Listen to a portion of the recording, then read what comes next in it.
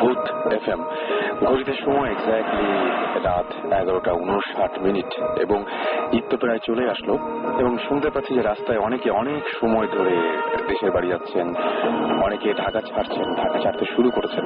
সুতরাং এই যে রাস্তায় সময় বেশি লাগছে, হোপফুলি আমরা সব জায়গায় আছি এবং আপনার সাথে ভূত এফএম নিয়ে থাকবো সারা রাত এবং আপনার রাতের সঙ্গী হয়ে গেলাম। আমরা শুনছেন সব সময় রেডিও ফুর্তি, সাথে আছি রাস্তাও চলছে ভূত এফএম। আর ভূত এফএমে আপনাদের সবাইকে স্বাগত জানাচ্ছি। থ্যাংক ইউ আপনাদের অসংখ্য SMS এর জন্য, আপনাদের অসংখ্য মেইলের জন্য। আমি এখনো দেখতে পাচ্ছি আমার সামনে মেইল খোলা আছে। হাসিবুল হাসান তিনি আমাকে মেইল করেছেন। সোহেল উদ্দিন, সালাম, সামি, শাহরিয়ার আপন আমাদেরকে, এছাড়াও রেজাউল করিম, শরাফত করিম শাহিন এবং আশিক আলম, এরকম অসংখ্য, মানে শেষ করা যাবে না, এরকম অসংখ্য মেল আছে। জুবাইর, নীরব, আবির, এরকম আরো অনেকে আছে। তো মাসুম আমরা শুরু করি। ওকে, তো আমাদের সঙ্গে আমাদের গেস্ট আছে, দুজন গেস্ট ইনফ্যাক্ট আজকে আমাদের সাথে আমাদের এই স্টুডিওতে এত কষ্ট করে রাতের বেলায় তারা আমাদের সাথে এসেছেন আপনাদের সাথে আপনাদের সাথে এক্সপিরিয়েন্স গুলো শেয়ার করার জন্য। তো আপনাদেরকেও বলবো যদি আপনারা এক্সপিরিয়েন্স শেয়ার করতে চান তাহলে শাউট লিখে স্পেস দিয়ে আপনার নাম লিখে স্পেস দিয়ে আপনার মেসেজ লিখে পাঠিয়ে দিন 9840 নাম্বারে। আর গত সপ্তাহে যারা SMS করেছেন তাদেরকে অনেক ধন্যবাদ জানাচ্ছি। গত সপ্তাহে যারা SMS করেছিলেন তাদের কিছু SMS আমরা পড়বো, তবে তার আগে আমরা আমাদের প্রথম যিনি আজকে গেস্ট তার সাথে একটু পরিচিত হই। আপনার পরিচয়টা একটু দেবেন প্লিজ। আমি উপমা, রামপুরা থেকে এসেছি।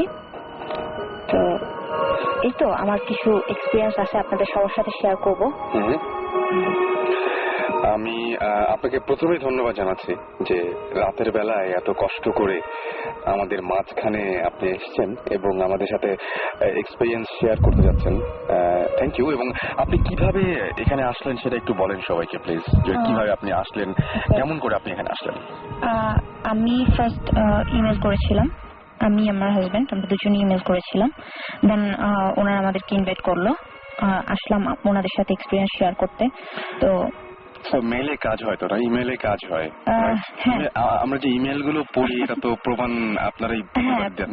আমি প্রথম একটা মেইল করেছিলাম আপনাদের, ওটা খুব সংক্ষিপ্ত ছিল, ওটাতে আমার ফোন নাম্বার দেওয়া ছিল না, তো আমি রেসপন্স পাইনি। রাইট, আমরা সেজন্যই বলি যে আমরা সবসময় নাম, ঠিকানা এবং ফোন নাম্বার এই তিনটা দিলে আমরা কন্ট্যাক্ট করতে পারি।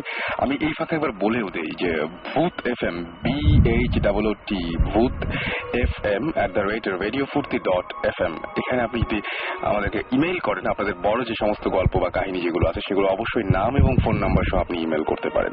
আচ্ছা, এছাড়া আমাদের ফেসবুকে গ্রুপ আছে, সেইটাতে আপনার ইচ্ছা করলে অফিসিয়াল গ্রুপ রেডিও ফুর্তির একটা ফ্যান পেজ আছে রেডিও ফুর্তির, সেই সমস্ত জায়গাতে আপনার ইচ্ছা করলে আমাদেরকে হিট করতে পারেন। ওকে, আমরা এখন কি তাহলে সরাসরি ঘটনায় যাবো? হ্যাঁ, যেতে পারি। ওকে, ঘটনাটা আমি বলি যে ঘটনাটা কি এখনকার না বেশ আগে থেকে শুরু হয়েছে? ওকে, যেটা হচ্ছে 2007-এর, এটা 2007-এর আগস্টের ঘটনা। আচ্ছা, আমরা নতুন বিয়ে করেছি, তো একদম মানে আলাদা একটা সংসার, আলাদা একটা জায়গা। তো যেটা হয়েছে যে এটা ঘটনাটা শাহজাদপুরে। তো আমরা একটা বাসা নেই, বাসাটা যেহেতু একদম নতুন শুরুটা, সেটা আমাদের বাসাটা ছিল একটা 7তলা বাড়ির ছাদে। ওকে, ওটা বেডরুমের একটা বাসা, পাশেই কিচেন। তো বাসাটা ছিল এরকম যে আপনার ছাদে উঠতেই হাতের ডান পাশে, তো ওটার 4-5টা ঘোরানো স্পেস, এরকম একটা বাসা। দেন বাসাটাতে ওঠার পর 4-5 দিন পরে আমার কাছে কেন যেন মনে হলো যে বাসাটা সামথিং একটা প্রবলেম, যে কিছু একটা আছে, কিছু একটা হচ্ছে। ওকে, তো ফার্স্ট যেটা হলো একদম শুরুর দিকে এরকম 4-5 দিন পর হঠাৎ মনে হতো রাতের বেলা যে শব্দ হচ্ছে, কোনো একটা সাউন্ড হচ্ছে। তো শব্দটা একদম মানে কখনো কখনো খুব জোরে, কখনো কখনো আস্তে, আবার কখনো কখনো মনে হতো যে ছাদে হচ্ছে, কখনো মনে হতো নিচে হচ্ছে। তো একটা পর্যায়ে ওটা অতটা গুরুত্ব দিইনি, যে হতেই পারে, হ্যাঁ এরকম হতেই পারে। তো এরপরে মোটামুটি ওখানে থাকার প্রায় 15-20 দিন পরে একটা ঘটনা বলি, যেটা আমি মেলে আপনাকে লিখেছিলাম। ঘটনাটা হচ্ছে এরকম যে একদিন রাতের বেলা আমরা সাধারণত একটু দেরি করেই ঘুমাই। তো ওই দিন রাতে বোধহয় 1টার দিকে ঘুমোতে গেছি, আমি ঘুমিয়ে গেছি। তো আমার হাজবেন্ড ও যেটা করলো যে রাত 2:30টার দিকে ও আমাকে দেখলাম খেলতেছে যে উঠো উঠো, কিছু একটা প্রবলেম। তো আমি উঠে বসছি যে কি ব্যাপার। তো বলতেছে যে কিছু একটা শব্দ করতেছে, একটু খেয়াল করে শোনো। তো আমি খুব খেয়াল করে শুনতেছি এরকম যে হ্যাঁ ছাদে খুব শব্দ হচ্ছে, যেহেতু আমাদের একদম ছাদের পাশেই, জানালা খুললেই ছাদ। আপনাদের ছাদে না, মানে আপনাদের সামনে যে খোলা যে অংশটুকু, সেখান থেকে সাউন্ডটা আসছে। তো খুব শব্দ হচ্ছে, মানে শব্দটা এরকম যে একবার মানে ভেঙে চুরে নিয়ে যাচ্ছে এরকম একটা অবস্থা। তো ওইখানে সম্ভবত পাখির একটা খাঁচা ছিল আমাদের জানালার বাইরে। তো ওটা বাড়িওয়ালা বা কারো। তো আমি ফার্স্ট ভাবছি যে ওইটা কোন একটা হ্যাঁ সাউন্ড, যে বাতাসে এটা করছে। তো আমি জানালার পাশে যে দেখলাম যে না ওরকম কিছু না, ওটা ঠিক আছে। কিন্তু আমার কাছে মনে হচ্ছে যে ছায়ার মতো একটা কিছু জানালা থেকে সরছে আবার আসছে। দেন আমি মানে খুব ভয় পেয়েছি, সোজা কথা। কারণ তখন আমার আরো 4-5 বছর আগের কথা, তো খুব ভয় পাইছি। তো আমি মোটামুটি দোয়া কালাম যা জানি এগুলো পড়তেছিলাম, এরকম একটা অবস্থা। তো এরপরে যেটা হলো যে আমি মোটামুটি আমরা দুজনই সারাটা রাত এই মানে বিভৎস সব শব্দ, মনে হচ্ছে যেন একদম মানে বাড়ি ঘর উড়াই নিয়ে যাচ্ছে এরকম একটা অবস্থা। তো এরপরে যখন ফজরের আজানের কিছুক্ষণ পরে, তো আমাদের পাশাপাশি একজন ভাবি ছিল। আমি ভাবিকে ফোন করলাম, ফোন করে বললাম যে ভাবি বের হইয়েন না, এখানে একটা প্রবলেম হচ্ছে। তো ভাবি বললো যে আমিও শুনতেছি, আপনারাও বের হইয়েন না, আমি তো খুব ভয় পাইতেছি। তো আমি বললাম যে ঠিক আছে, আপনি জাস্ট বের হইয়েন না। তো রাতটা গেল, সকালবেলা ঠিক ফজরের আজানের পরপর, তো ওই সময়টা আমরা বেরোলাম, আমি ভাবি ও আমরা সবাই বেরোলাম।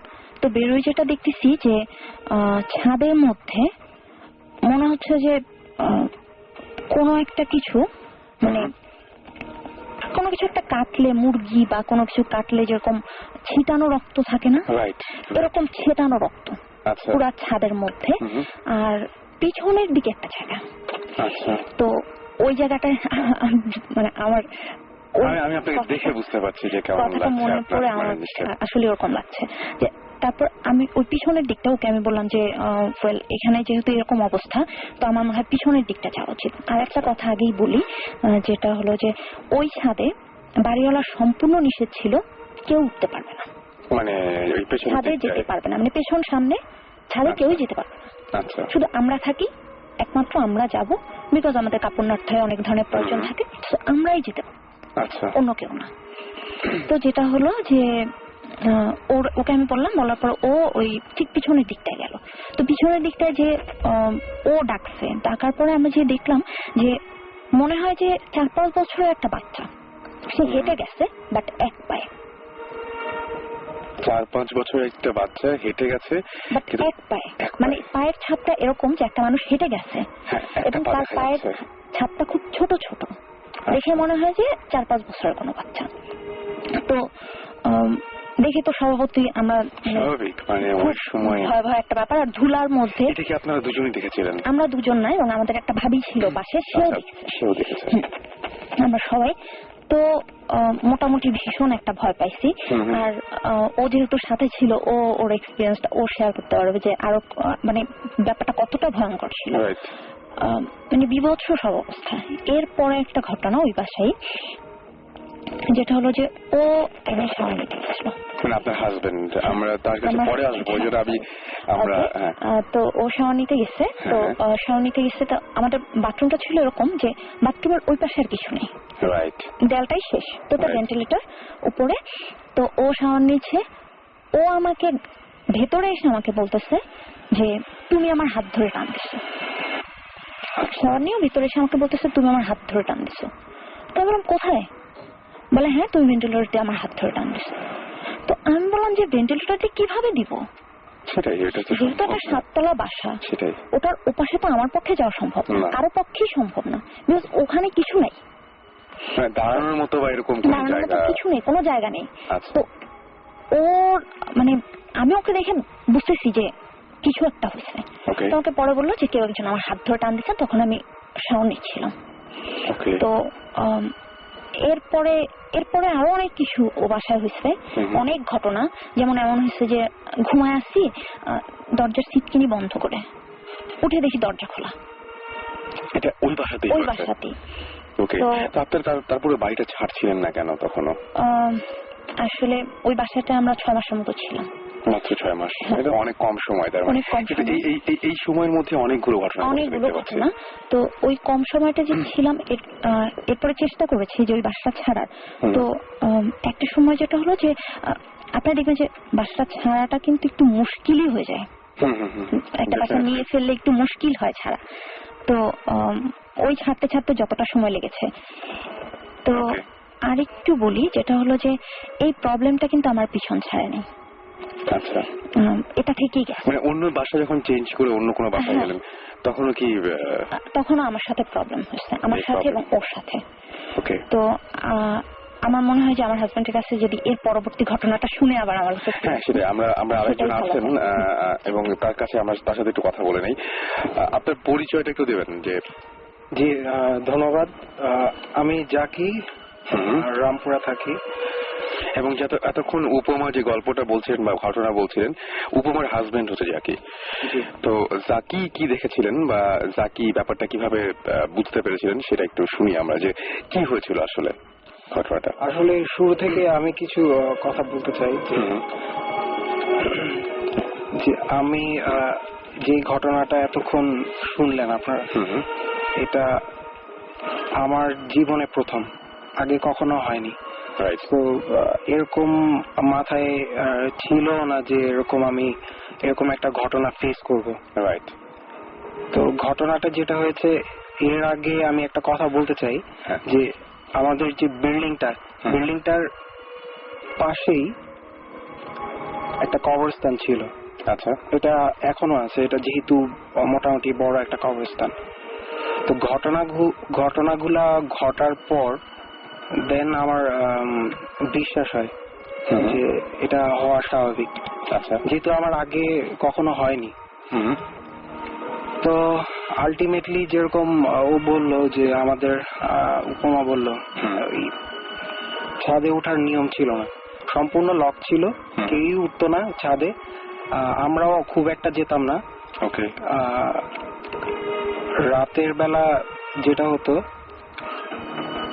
5-6 দিন পর উঠার, 5-6 দিন পর যেটা ছাদের উপরে একটু শব্দ হতো, যেমন কেউ লাফাচ্ছে, এরকম ছিল।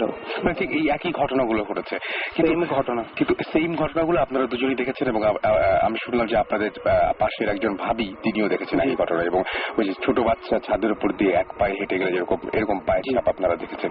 কিন্তু ঘটনা ঘটেছিল একটা উপমার সাথে, যেটা আপনিও একজন উইটনেস, রাইট? মানে সেই ঘটনাটা আমাদের একটু বলবেন। সেদিন আমি বেসিক্যালি যেটা করি, আমি কাজ থেকে ফেরার পর সন্ধ্যা বা রাত হলে আমি গোসল সেরে ফেলি।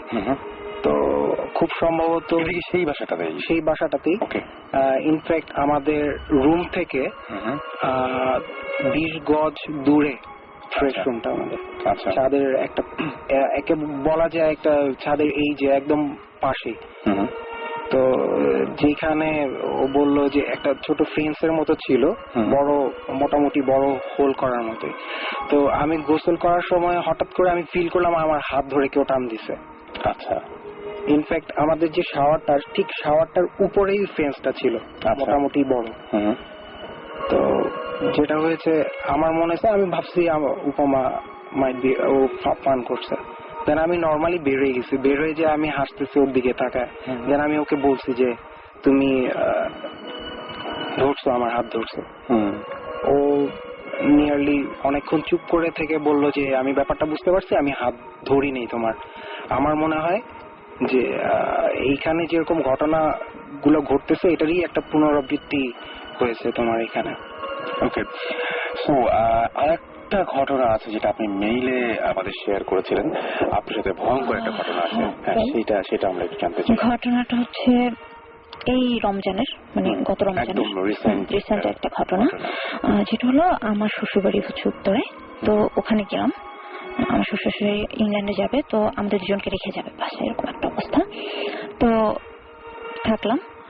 হঠাৎ করে একদিন রাতে, মানে মাঝখানে আমার কেন যেন মনে হতো যে, বিশেষ করে আমরা যে রুমটাতে থাকতাম ওটা ফ্রেশ রুমে গেলে আমার কেন যেন খারাপ লাগতো। আচ্ছা, আমি কখনোই শাওয়ার নিতে গেলে, আমার একটা অভ্যাস আছে যে আমি রাতে গোসলের আগে একবার, মানে ঘুমানোর আগে একবার শাওয়ার নিই। তো ওটার সময় আমি কখনোই, মানে ওকে আমি বলতাম যে তুমি এখানে বসে থাকো, মানে দরজার বাইরে আমি বসে রাখতাম যে না আমার ভয় লাগছে, এরকম একটা অবস্থা। তো যেটা হলো যে ওই দিনের কথাটা বলি, রাতেবেলা মোটামুটি 3টার দিকে, আমি একটু আগেই বোধহয় শুয়েছিলাম, যে বই পড়তেছিলাম, তো 3টার দিকে আমার চোখ লেগে আসছে, একটু তন্দ্রা মতো। তো হঠাৎ করে আমার মনে হলো যে কেউ একজন আমার পাশে আছে, মানে আমি ফিল করছি না, ও ছিল, তো আমার হাজবেন্ডও ছিল, বাট আমার কাছে মনে হচ্ছে যে আমার পাশে কেউ একজন আছে। আচ্ছা, তো আমি চোখ খুলে তাকাইছি, তো তাকে দেখি একটা লোক, আমার স্পষ্ট মনে আছে, বিলিভ মি, আমার মানে আমি একদম ঘুমিয়েছিলাম না, একদমই আমি ঘুমিয়েছিলাম না। আমি চোখ খুলে তাকাইছি, আমি দেখতেছিলাম ও শুয়ে আছে, আমি দেখতেছিলাম লোকটা বসে আছে, এবং সেই লোকটা আমাকে পুরো, মানে কিভাবে যে সে আমার দিকে তাকাইছে, কিভাবে যে আমাকে ধরছে, মানে আমি এটা বুঝাইতে পারবো না। সে আমাকে ধরলো, 2 হাতটা, মানে কেমন যেন মনে হলো কি লোকটা উল্টা, লোকটাকে আমার সোজা মনে হয় না, কেমন যেন মনে হলো লোকটা উল্টা।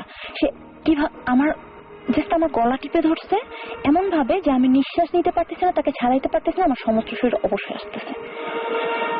তখন আমার কাছে মনে হচ্ছে যে আমার, মানে ওই মুহূর্তে আমার মনে হচ্ছে যে আমাকে বোবা ভূতে ধরছে, আমাকে বোবায় ধরছে। হ্যাঁ, আমরা যেটা বলি, আমার বলছে আমাকে বোবায় ধরছে, আমি বুঝতেছি আমার বোবায় ধরছে, তো আমাকে যেটা করতে হবে অন্য কাউকে টাচ করতে হবে। আমি যতদূর জানি যে অন্য কাউকে টাচ করলে নাকি এটা ছেড়ে যায়, আমাকে অন্য কাউকে টাচ করতে হবে। তো আমি জাকিকে টাচ করবো, আমি অনেক চেষ্টা করতেছি, ও কিন্তু আমার একদম পাশেই শোয়া, আমি অনেক চেষ্টা করতেছি যে আমি ওকে টাচ করবো, বাট আমি পারতেছি না। তো অনেকক্ষণ ধস্তাধস্তির এক পর্যায়ে আমি ওকে এইভাবে, মানে মোটামুটি হাত ছুঁড়ে ওর গায়ে ফেলছি। তো ও ঘুম ভেঙে গেছে, ও ঘুম ভেঙে ওঠার পরে আমার ওই মুহূর্তে আমার কাছে মনে হলো যে ও উঠে বসছে, লোকটা শ্যাপ করে নেমে খাটের ওইখানটায় বসে পড়ছে, এদিকটায় খাটের সাইডে একটা ফাঁকা জায়গা। আমার কাছে মনে হলো, আমি দেখলাম যে লোকটা শ্যাপ করে ওখানে বসে পড়লো। তো এরপরে আমার কাছে, মানে এরপর আমার মনে হচ্ছে যে ঘরে কেউ আছে। এই পরের অংশটুকু আমি আমার কাছে শুনবো। জাকি, এর পরে কি হয়েছিল? আপনি যখন উঠলেন, ওঠার পর তারপর কি দেখলেন আপনি? আমাকে আমি ঘুম থেকে জেগে দেখি ও কাঁপতেছে খুব জোরে, আমার শরীর জার্ক হচ্ছিল, কারণ ও আমাকে ডাকতেছিল, অনবরত চোখ দিয়ে পানি পড়তেছে, চোখ খুলতেছে না, এরকম অবস্থা। একটা পর্যায়ে আমি ওকে জিজ্ঞেস করলাম যে কি হয়েছে, তুমি আমাকে বলো। তো ও শুধু 2টা কথা বলছে, যে এই ঘরে কেউ আছে, এই ঘরে কেউ আছে, লোকটা খাটের নিচে গেছে। দেন আমি নিজেই তখন, ও যখন আমাকে বললো, পুরো ব্যাপারটাই বুঝতে পারছি, still she is crying, and মানে আপনি বলেন, মানে জাস্ট আপনি কি দেখলেন? আপনি তো সঙ্গে সঙ্গে আলো জ্বালাই দিয়েছিলেন। আমি যেটা হয়েছে, আমাদের ডিম লাইট জ্বালানো ছিল, বাট আমি তখন আমাদের যে সোডিয়াম লাইট ওটা জ্বালাই। জ্বালানোর পর আমি ওকে বলি যে তুমি কি দেখেছো, তুমি আবার রিপিট করো। সে আবার রিপিট করলো, এই ঘরে কেউ আছে এবং লোকটা খাটের নিচে গেছে। তখন আমি বলবো, তখন আমি ওকে বাহবা দেওয়ার জন্য বলছি যে এটা কোনো ব্যাপার না, এটা তো ঘুমে দেখছো, আসো উঠে দেখি খাটের নিচে কি। বাট বিলিভ, আমি হয়তো আমার মনে হয়েছে যে আমার ভিতরটা ছিঁড়ে যাচ্ছে, এত ভয়ে ছিলাম।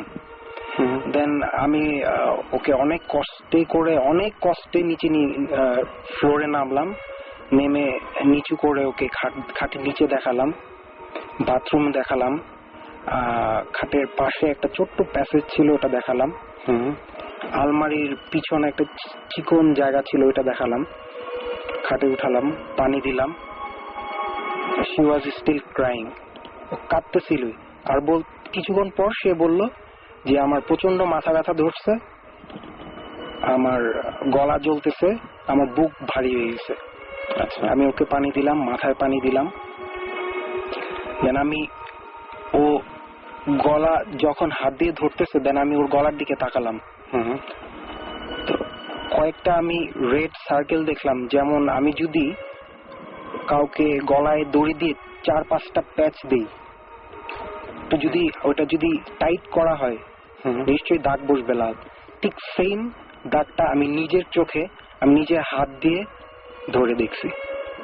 তাকে আমি বললাম, সেও বিশ্বাস করতেছিল না। সে মিররে তাকে দেখালাম, সেও দেখলো। দেন আমাদের কোনো ভাষা ছিল না, আমরা জাস্ট ফজরের আজান পর্যন্ত আমরা ওয়েট করেছি, কোনো কথাই বলতে পারিনি। ওকে, আমরা এটা আসলে এটার কোনো ধরনের কোনো এক্সপ্লেনেশনে যাব না। আমি একটা কথা বলি, সুমন ভাই আমার সাথে এসেছেন এবং আরেকজন আমাদের মাঝে এসেছেন, তার কথা আমি একটু পরে বলবো। কিন্তু সুমন ভাইকে আমি বলছি যে সুমন ভাই একটা ঘটনা, সেটা হচ্ছে যে উনি মেইনলি আমাকে ফোন করে ঠিক এইভাবেই প্রচন্ড আপসেট হয়ে গেছেন। উনি বলছেন যে মানে এটা এক্সপিরিয়েন্সটা শেয়ার করাটা ব্যাপার না, জাস্ট উনি আপনার সাথে কথা বলতে চান এবং এই ব্যাপারটা এত বেশি ভয় পেয়েছিলেন যে কোনো একটা যদি সমাধান বা কিছু একটা যদি তাকে বলা যায়। তো এটা আমরা মনে হয় পরে আপনি দেখলেন যে কি অবস্থা। অবশ্যই, অ্যাকচুয়ালি আমি রাসেল তো দেখলেই, আমি একটু আগে ঢুকেছি, পুরো ঘটনা শুনতে পারিনি। সো ডেফিনেটলি পরে আমি এটা আমরা শুনবো। বাট আমি একটা জিনিস ক্লিয়ার করি, সবার কাছেই ক্লিয়ার করি, সেটা হচ্ছে যে ভৌতিক টিভি শোর প্ল্যানিং করার পর থেকে, ট্রেলার বের হওয়ার পরে, তারপরে ভূত এফএম যখন শুরু হলো, অনেকেই আমার কাছে এই ধরনের প্রবলেমগুলো আমাকে বলছে এবং তারা এক্সপেক্ট করছে যে আমি কোনো সলিউশন দিব। আমি কিন্তু কোনো সলিউশন দেওয়ার মতো মানুষ না অ্যাকচুয়ালি। আমি এই জিনিসে আমাদের ইন্টারেস্ট আছে, আমরা এগুলো নিয়ে অনেক ঘাটাঘাটি করি, আমাদের নিজেদের আমরা নিজেরা কিছু লজিক্যাল এক্সপ্লেনেশন দেওয়ার চেষ্টা করি, কিছু জিনিসপত্র আনএক্সপ্লেইনড রয়ে যায়। এবং লাস্ট এই 3-4 বছরের এক্সপিরিয়েন্স থেকে আমরা কিছু জিনিস বলার চেষ্টা করি বা বোঝানোর চেষ্টা করি, জিনিসটা হয়তো বা এরকম, এটা এরকম করলে হয়তো বা ঠিক হবে বা ঠিক হবে না বা এরকম। সো আমাদের সাধ্যের মধ্যে যতটুকু বলার অতটুকুই আমরা বলতে পারবো। আমি অ্যাকচুয়ালি পুরো ঘটনাটাও এখনো জানি না, বাট এখন পর্যন্ত আমি যতটুকু ঘটনা শুনেছি আমার কাছে খুবই ইন্টারেস্টিং একটা ব্যাপার মনে হচ্ছে। সো আজকে যদি তুমি যদি নাও বলতা, আমি ওনাদের সাথে আবার কথা বলতাম এই ব্যাপারটা নিয়ে। আমার কাছে খুব ইন্টারেস্টিং লাগছে ব্যাপারটা, এবং এই ধরনের সিমিলার ঘটনা আমি আগে জায়গা থেকে শুনেছি, যে কারণে আমার কাছে খুব ইন্টারেস্টিং লাগছে। মানে এটা আনকমন কিছু না যে জিনিসটা দেখছি। আমি জাস্ট আমার জাস্ট 2-একটা কোশ্চেন আছে যেগুলো আমি আপনার শেয়ার করতে চাচ্ছি। সেটা হচ্ছে যে যেমন ডাকটা, এটা 15 মিনিটস পরে কি ছিল? এটা এর 3 দিন পর পর্যন্ত ছিল। 3 দিন পর্যন্ত ছিল? জি। ইনফ্যাক্ট আমার যে বড় বোন, তাকে আমি বলেছি, শুধু একটা মানুষকে আমি শেয়ার করেছি, এন্ড দেন আজকে হয়তো লাখ মানুষ, হাজার মানুষ বুঝতে পারছি। আরেকটা কোশ্চেন হচ্ছে যে জিনিসটা কোন টাইমে হয়েছিল, আপনার কি মনে আছে? আপনাদের টাইমটা অ্যাপ্রক্সিমেট একটা? এটা ঠিক সেহরির 1.5 ঘন্টা বা বুঝতে পারছি, 3টা। রাইট, ওকে। আচ্ছা, আপনাকে আমি একটা কোশ্চেন জিজ্ঞেস করি। আপনি যে মানুষটাকে দেখেছিলেন, তার চুল কি কার্লি ছিল না প্লেন ছিল, আপনার কি মনে আছে? না, এটা মনে নেই, তবে লোকটার বেশ বড় দুটো চোখ, বেশ বড় দুটো চোখ, লালচে টাইপের, এবং লোকটা আমার দিকে তাকাই ছিল এবং সে হাসতেছিল।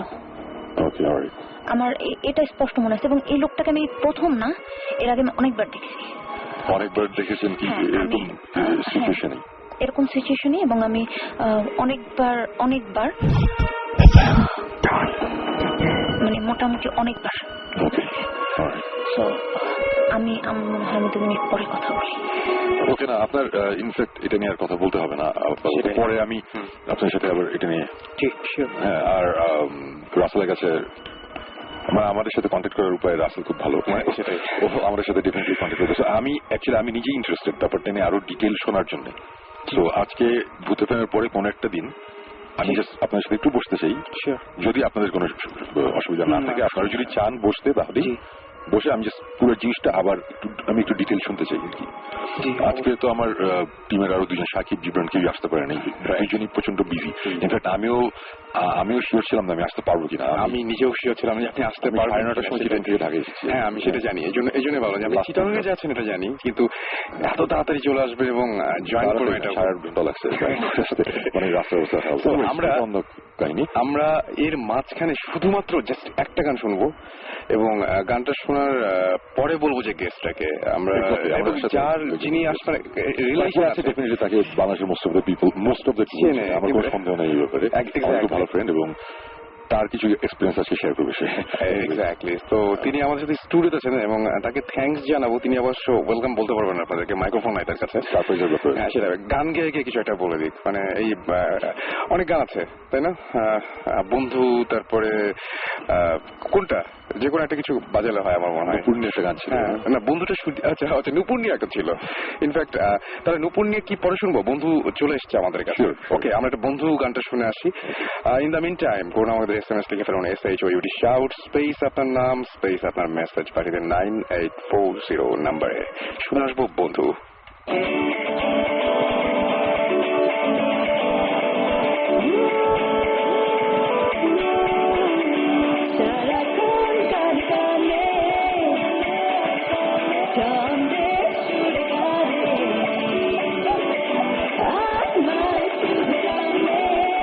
Radio Fusi 88 FM.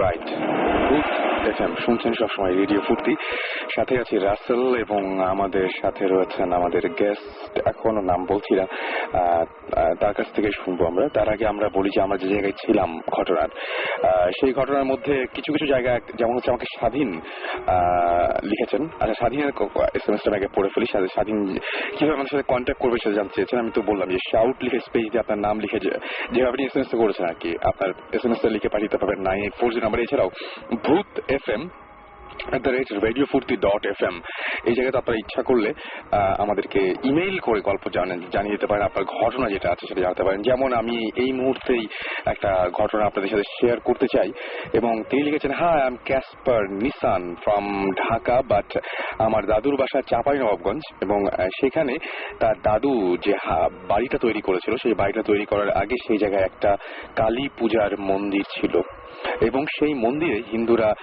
পাঠা বলি দিত। তো যেটা ঘটেছিল সেটা হচ্ছে যে তারা মন্দিরটা ভেঙে ফেলে এবং সেখানে তাদের বাড়িটা তৈরি হয় এবং বাড়িতে আসার কিছুদিনের পরেই তারা শোনে যে তাদের কাছে যে মন্দির সেল করেছিল, মন্দিরের ওই জায়গাটা মানে ওই জায়গাটা যে সেল করেছিল সে মারা গেছে এবং এরপর থেকে অদ্ভুত সব ঘটনা ওই বাসাটা নিয়ে হয়।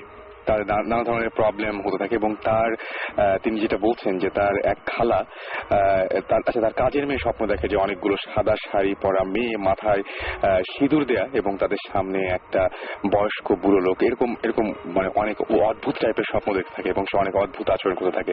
এরপরে দেখা যায় যে তাদের বাড়িতেও দেখা যায় যে তাদের বাড়িতে কোনো কাক বসে না, কোনো প্রাণী বসে না। আশেপাশে সব জায়গাতে হয়তো পাখি, কাক এ সমস্ত আছে, তাদের বাসায় এ ধরনের কোনো প্রাণী বা পাখি কিছুই বসে না। এবং দেখা যায় তাদের একটা সিনেমা হল ছিল এবং সেই সিনেমা হলের গভীর রাতে দেখা গেল যে তাদের যে কেয়ারটেকার সে হঠাৎ করে একদিন মারা যায়। পরে জানা গেছিল যে সেই প্রস্তাবটা নিয়ে এসেছিল এই বাড়িটা কেনার।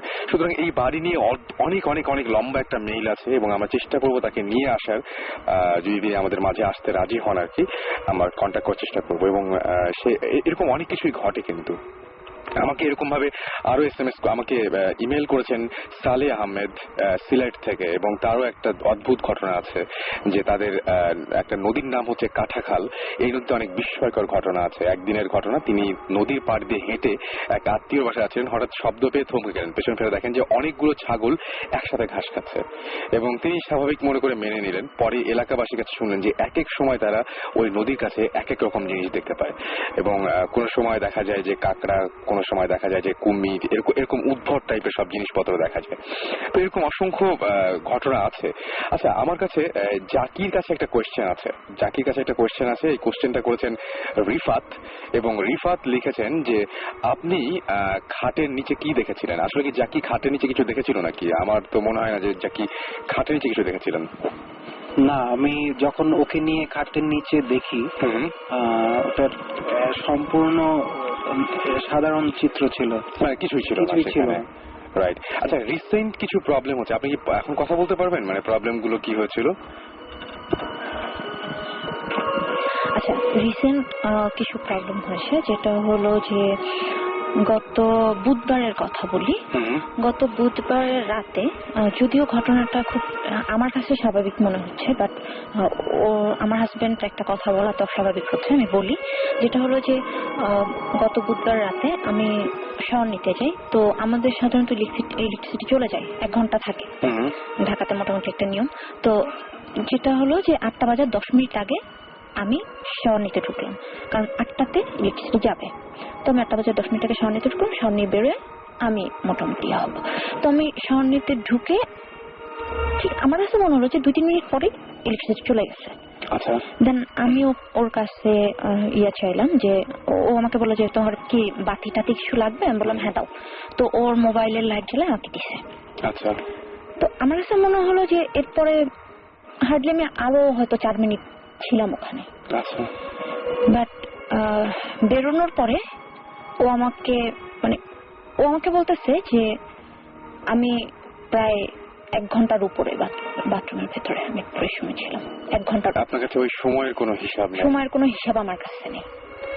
ওকে। এবং ও মোটামুটি বেশ নাকি হইচই করছে, বাট আমার কানে কিছুই যায়নি। মানে এদিক দিয়ে শব্দ করেছে বা আপনাকে নক করেছে, এবং ওর সাথে নাকি আমি কথাও বলেছি, বাট আমি মনে করতে পারছি না যে আসলে আমি বলেছি কিনা। নাম্বার 1। নাম্বার 2, যেটা হয়েছে যে গত রাতে আমরা একদম সারা রাত জেগেছিলাম। আচ্ছা। তো গত রাতে আমি রাত 3টার দিকে চা করতে গেছি, চা খাবো, চা করতে গেছি।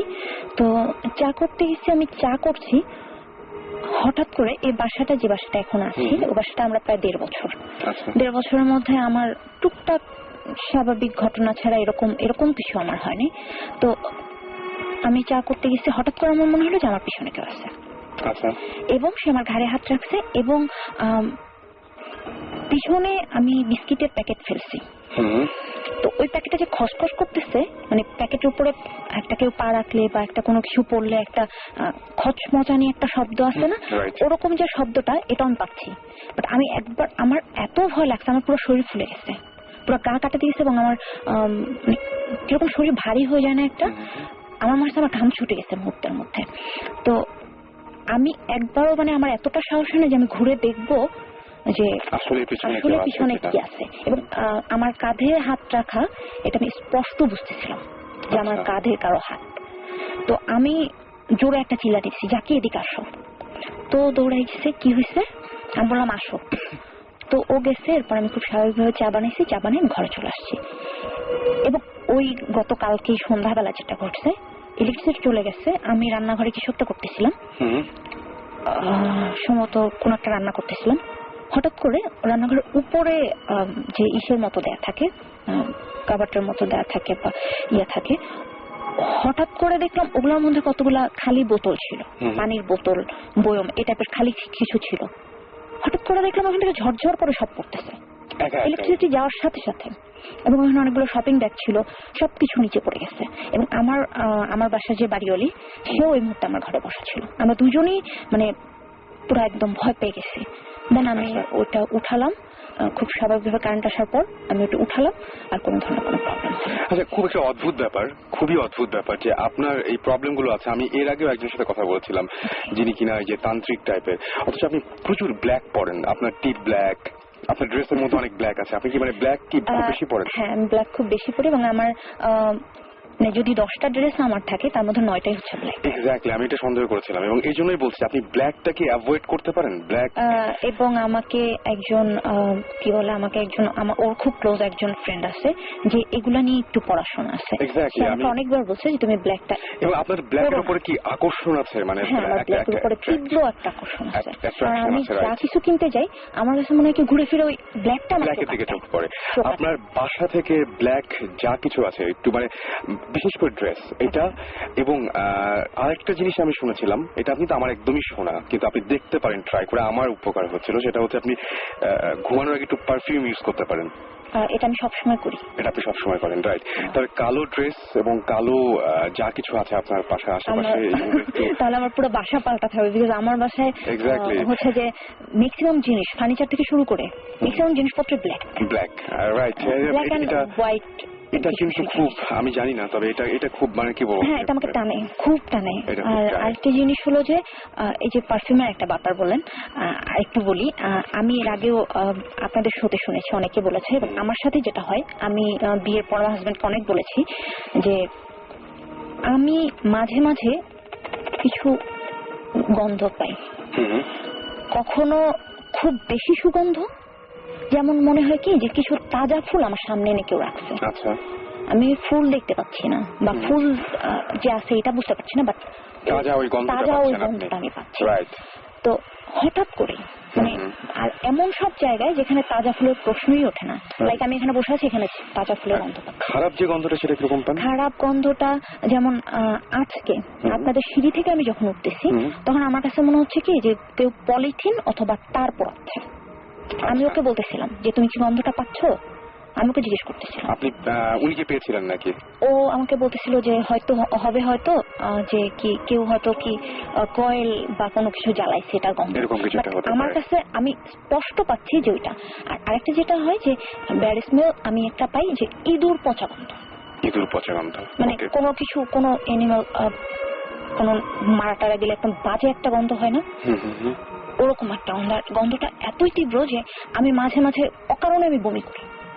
আমাকে জিজ্ঞেস করে কি হয়েছে, আমি গন্ধ পাচ্ছি, অকারণেই করছি। বিশেষ করে পোড়া গন্ধ পাওয়াটা এটা খুব একটা মানে অদ্ভুত। পোড়া গন্ধটা আমি খুব কমই পাই, এই যে পচা গন্ধ, অনেক সময় শরীর খারাপ থাকলে এরকম পচা গন্ধ পাওয়া যেতে পারে, কিন্তু পোড়া গন্ধটা পাওয়া একটু খারাপটা না, শরীর খারাপ না থাকলেও হয়। যেমন আমি খুব স্বাভাবিক বসে আছি, কথাবার্তা বলতেছি, হঠাৎ করে মনে হলো যে আমার নাকের কাছে কেউ পচা একটা কিছু ঘুরাচ্ছে, এরকম গন্ধ। আমি বুঝতে পেরেছি।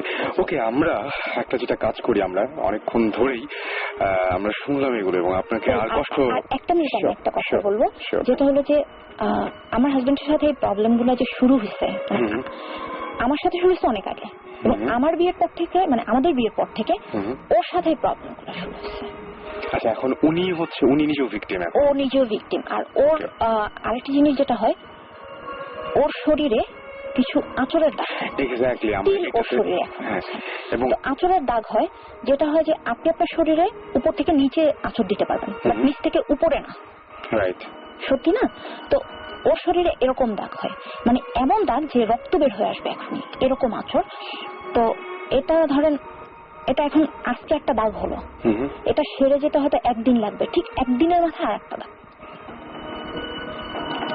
তাজা এবং নতুন, যেটা কোনো ধরনের কোনো ব্যথা না, কোনো যন্ত্রণা না, কিছু না, রক্ত জমা হয়ে আছে একটা দাগ। আর ম্যাক্সিমাম দাগগুলো হয় 3 আঙ্গুল অথবা 1 আঙ্গুল। আমি ওর শরীরে একটা দাগই দেখছি যেটা 4 আঙ্গুলের। ওকে, এটা হচ্ছে, আমি তোমার কাছে যাই তাহলে। কি মানে আপনি কি, আপনার কাছে এটা কোনো ব্যাখ্যা আছে নাকি? আপনার কাছে আমি কিভাবে হতে পারে এটা? আপনি নিজে করেন না তো এটা, এরকম কিছু মনে হয়েছে? এটা আমি করি, আমি যেটা, আমার নখ রাখার কোনো অভ্যাস নেই, হাতে ব্রেসলেট বা আমি কোনো গলায় কোনো চেইন পরি না, বা আমার যে বিছানা এটা কভারের মধ্যে কোনো চেইনও নাই যে ওইখান থেকে আমার গলায় বা পিঠে বা হাতে আঁচড় হতে পারে। তো বাসায় যতক্ষণ থাকি ততক্ষণ আমার অলওয়েজ আমি খালি গায়ে থাকি।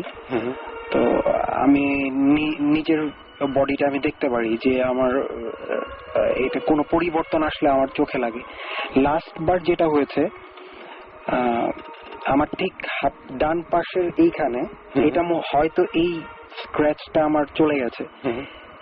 ঠিক এটা সারতে না সারতে আমার ঠিক বাম হাতের ঠিক এই আপনি যেটা দেখেন আন্ডারআর্মের কাছাকাছি একদম, ঠিক এখনো ওই দাগটা আমি চাইলে আমি এখন দেখাতে পারবো। এখনো দাগটা আমার আছে। আমি ঘুম থেকে উঠছি, উঠার পর ও আমার দিকে তাকায় আছে। কি হয়েছে বলে যে তোমার হাতে দেখো, কোনো ব্লিডিং নাই, কোনো ব্যথা নাই, বাট আচর। ওকে ওকে, আমরা আবার ওই প্রসঙ্গে ফিরে আসতে চাই। আপাতত আমরা বলি যে আমরা ব্রেকের আগে বলেছিলাম যে আমাদের সঙ্গে নতুন একজন আমাদের আজকে এখানে জয়েন করেছেন এবং তার কাছ থেকে আমরা শুনতে চাই। আমার মনে হয় গলা শুনলে বুঝবে একটু। হ্যালো, সবাই কেমন আছেন? সবাইকে কি বলবো, এইসব ভৌতিক ব্যাপারে শুভেচ্ছা দেওয়াটা কি ঠিক কিনা আমি জানি না ঠিক। তো সবাইকে অভিনন্দন। আপনাদের গল্প শুনলাম এবং খুব ইন্টারেস্টিং। আর আমিও এক্সপিরিয়েন্স করছি, আমার লাইফে খুব কম এক্সপিরিয়েন্স, বাট কিছুদিন আগে একটা এক্সপিরিয়েন্স হয়েছে আমার সঙ্গে। তবু ভাই তার আগে আমি একটা কথা বলি, আমার এই সমস্ত ঘটনা জানলে বা যখনই মনে হয় যে এরকম কোন একটা ঘটনা ঘটলো, প্যারানর্মাল কোনো কিছু হলে আমি এখন যেটা বলি সব সময় সেটা বলি যে পৃথিবীটা কার তোমার না আমার বলে দাও। সেটা সেদিনও বলেছিলেন। একদম একদম সেটাই। এবং আপনার সাথে কথা হওয়ার পরে কিন্তু আমাদের মেইন ইনসিডেন্টটা হয়েছিল, সেইটাই আমরা আজকে শুনতে চাই। কিন্তু ওটা ভালো হয়েছে, কিন্তু সবাই একটা এক্সপিরিয়েন্স করলো আর কি এরকম ধরনের। আমি একটু আমি যেহেতু শুনেছি আমি কিছু কোয়েশ্চেন করতে চাই। সেটা হচ্ছে গিয়ে এই জিনিসটা আপনাদের কতদিন ধরে হচ্ছে? এটা আনুমানিক কত বছর ধরে এই জিনিস? আমার সাথে আমি স্টিল 26, আমার 25 শেষ হবে। এটা হচ্ছে আপনার এই তো মার্চে। তো আমার মোটামুটি 12-13 বছর বয়স থেকে আমার সাথে এটা শুরু হয়েছে। এবং এটা শুরু হয়েছে আমার বাবার বাড়ি থেকে। আলটিমেটলি ওখান থেকেই শুরু হয়েছে। কেন শুরু হয়েছে এটা কি আমি বলবো? এটা কি বলা হয়েছে একবার? না, এটা বলা। আচ্ছা, তাহলে একটু বললে। শুরুটা হয়েছে এই জন্য যে আমার বাবা একটা বাড়ি কিনেছে। তো ওটা কেনার পর থেকে আমরা বাড়িটা করার পর আমরা যখন ওই বাড়িতে উঠেছি, প্রত্যেকটা মানুষের সাথে, আমাদের বাড়িতে যতজন বাসিন্দা প্রত্যেকটা মানুষের সাথে এরকম হয়েছে এবং প্রত্যেকটা মানুষই মোটামুটি ইয়া হয়ে গেছে যে উচ্চায় গেছে ব্যাপারটা। বাট আমি ওই জায়গাটা আটকাই গেছি কেন জানো, আমি জানি না কেন। আর আমার বাবার বাসাটা হচ্ছে বরিশালে। আমার নানা বাড়ি বরিশাল, তো মিলে গিয়েছে। তো আমি কি বলবো, এটা আমাদের ওই ফ্যামিলিটাকে একটা কঠিন পরীক্ষার মধ্যে দিয়ে যেতে হয়েছে এবং স্টিল যেতে হচ্ছে। ওকে। তো আমি জানি না, আমার বাবা মা হয়তো যদি কোনো চান্স দিত সেক্ষেত্রে আমি অবশ্যই সুমন ভাইকে বলতাম যে আসেন আমার বাবার বাড়িতে দেখে যান, কিন্তু আমি জানি না ওরা দিবে কিনা। আমরা তো সবসময় এই ধরনের ঘটনা শোনার পর ডেফিনেটলি কেউ যদি আমাদের বলে তখনই আমরা যাই। সেটাই যেটা হয়, এখনো হয় যে ওদের বাসায় কেউ হাঁটতেছে, সে দরজা খুলতেছে, নামতেছে, পানি ঢালতেছে, গোসল করতেছে, এটা প্রতি রাতে এবং প্রতিটা মানুষ শুনতেছে। আমি আপনাদের এই ঘটনা যত শুনছি ততই অ্যাকচুয়ালি আমি অনেক আরো বেশি ইন্টারেস্টেড হয়ে যাচ্ছি ব্যাপারটা নিয়ে। সো ডেফিনেটলি আমি আপনাদের সাথে পরে কোনো একদিন অবশ্যই আমি কথা বলবো এই ব্যাপারটা নিয়ে। আর 3 আঙ্গুলের খামচির ব্যাপারটা, এই দাগের ব্যাপারটা, এটা খুবই কি বলবো, খুবই ইন্টারেস্টিং, খুবই অ্যামেজিং। আমি আপনাকে ডিসবিলিভ করছি না, আমি বলতে যাচ্ছি এই কারণে এই জিনিস আমি নিজে উইটনেস করেছি, আমি দেখেছি 3 আঙ্গুলের ব্যাপারটা। আমরা সিলেটে গিয়েছিলাম একটা ইনভেস্টিগেশনে, যেটা নিয়ে রাসেল অনেক আগে আমরা একবার কথা বলেছিলাম, জুজু। একদম ওই যে কৌশিকটা বললেন ইন্ডিয়ান ঘটনা, আপনি বললেন যে সিলেটে এরকম একটা এবং ইন্ডিয়ার বর্ডারে, সো জিনিসটা অ্যাকচুয়ালি ওই একই এরিয়াতে। সো ওইখানে আমরা 3 বার গিয়েছি 1 মাসের মধ্যে, এবং প্রতিবারই আমরা মোট 9 দিন ছিলাম। 3 দিন 3 রাত, তারপরে আবার একটা ব্রেক, আবার 3 রাত, আবার একটা ব্রেক, প্লাস 3 রাতের 3rd ডেতে 9th ডেতে 9th নাইট অ্যাকচুয়ালি কিছু ইনসিডেন্ট হয় আমাদের টিমেরই, যেটা আমরা হোপফুলি টিভিতে সবাই দেখবে। বাট তার আগে আমরা তেমন কিছুই পাচ্ছিলাম না ওখানে। বাট ওটার সবচেয়ে ইন্টারেস্টিং ব্যাপার যেটা ছিল সেটা হচ্ছে যে একটা রুমের, স্পেসিফিক একটা রুমের দরজার বাইরে সকালবেলা আমরা আঁচড়ের দাগ পেয়েছিলাম, এবং এটা হচ্ছে 3 আঙ্গুলের। এবং আমি জানি না আপনার দাগটা কিরকম, বাট ওটা হচ্ছে প্রচন্ড সূক্ষ্ম, মানে অ্যাজ ইফ শুয়ের মতন। একটা নখ গুলোকে যদি আমি অনেক চিকন করে অথবা শার্পনার দিয়ে যদি পেন্সিলের মতন শার্প করতে পারি, আলপিন দিয়ে যদি টানটা দেওয়া যায়, এরকম ব্যাপারটা অনেকটা ওরকম ছিল। এবং তারপরে পরে আমাদের কিছু ইনসিডেন্ট ওখানে হয়, যেটা আমি এখানে বলছি না, বিকজ আমাদের কিছু ব্যাপার আছে, রাসেল জানে, সবাই জানে যে আমরা সবকিছু এখনই রিভিল করতে পারছি না আমাদের টিভি শোয়ের কারণে। বাট আমাদের বেশ কিছু ইনসিডেন্ট হয়েছিল, হ্যাঁ, এবং এই 3 আঙ্গুলের ব্যাপারে আমাদের ইনসিডেন্ট আছে আর কি অনেক। সো এই কারণেই আমার কাছে আরো ইন্টারেস্টিং লাগছে যে আমরা এই লাস্ট 1.5 বছর ধরে অনেক জায়গায় ঘুরছি, অনেক কিছুর আমরা অনেক ঘটনা শুনেছি। যেমন এই গন্ধের ব্যাপারটা তো খুবই কমন। মাসখানেক আগে একজন আমার সাথে যোগাযোগ করেছিল এবং সে বলেছিল যে তার পাশে এরকম এই সেম প্রবলেমটা হচ্ছে, এই গন্ধের ব্যাপারটা। এবং এর আগে আমরাও অনেক জায়গায় গিয়ে গন্ধ পেয়েছি। বাট আমি পার্সোনালি আমরা যেই গন্ধের যেই এক্সপেরিয়েন্সটা হয়েছে আমাদেরটা একটু উইয়ার্ড। এখনো পর্যন্ত আমরা বলে বুঝাতে পারিনি কাউকে গন্ধটা কিসের ছিল। আপনারা তো তাও ডিফাইন করতে পারছেন, আমরা এখনো পারছি না। আমি তবুকে বলেছি যে বাজে একটা গন্ধ, বাট গন্ধটা যে কিসের এটা বোঝা যাচ্ছে না, এটা ঠিক বলে বোঝাতে পারবো না। এবং আমাদের এক ক্লোজ এক ছোট ভাই, সে তার পুরান ঢাকায় বাসা ছিল, এখনো আছে। ইনফ্যাক্ট ওই বাসায় একদিন রাত্রেবেলা সে বসে মুভি দেখছিল, এবং মুভি দেখতে হঠাৎ তার মনে হলো কি যে তার ঠিক পেছনেই ডাইনিং টেবিলের ওইখানে কেউ একজন বসে আছে, এরকম একটা কিছু। তার ওই একটা ফিলিং হয় যে এরকম কেউ একজন আছে। এবং তারপর তার তখন ভয় লাগা শুরু করলো। সে ভয়ে সে ঘাড় ঘোরাচ্ছে না, সে মুভিটা দেখছে না, মানে মুভিটা একদমই এনজয় করছে না, সে জাস্ট টিভি স্ক্রিনের দিকে তাকিয়ে আছে, যে সে মাথা পর্যন্ত ঘোরাচ্ছে না। ঠিক তখন তার মনে হলো কি যে তার পিছন থেকে মানে জিনিসটা কাছে আসছে, এবং তার সোফারই আরেকটা কর্নারে কেউ একজন এসে বসেছে, এবং সে তখন একটা গন্ধ পায়। এবং গন্ধটা পাওয়ার পর সে বাম দিকে তাকায়ও না, সে দৌড়ে তার রুমে চলে যায় এবং টিভি অন করা, ডিভিডি প্লেয়ার অন করা অবস্থায় সে তার রুমে দরজাটা লাগিয়ে দেয়।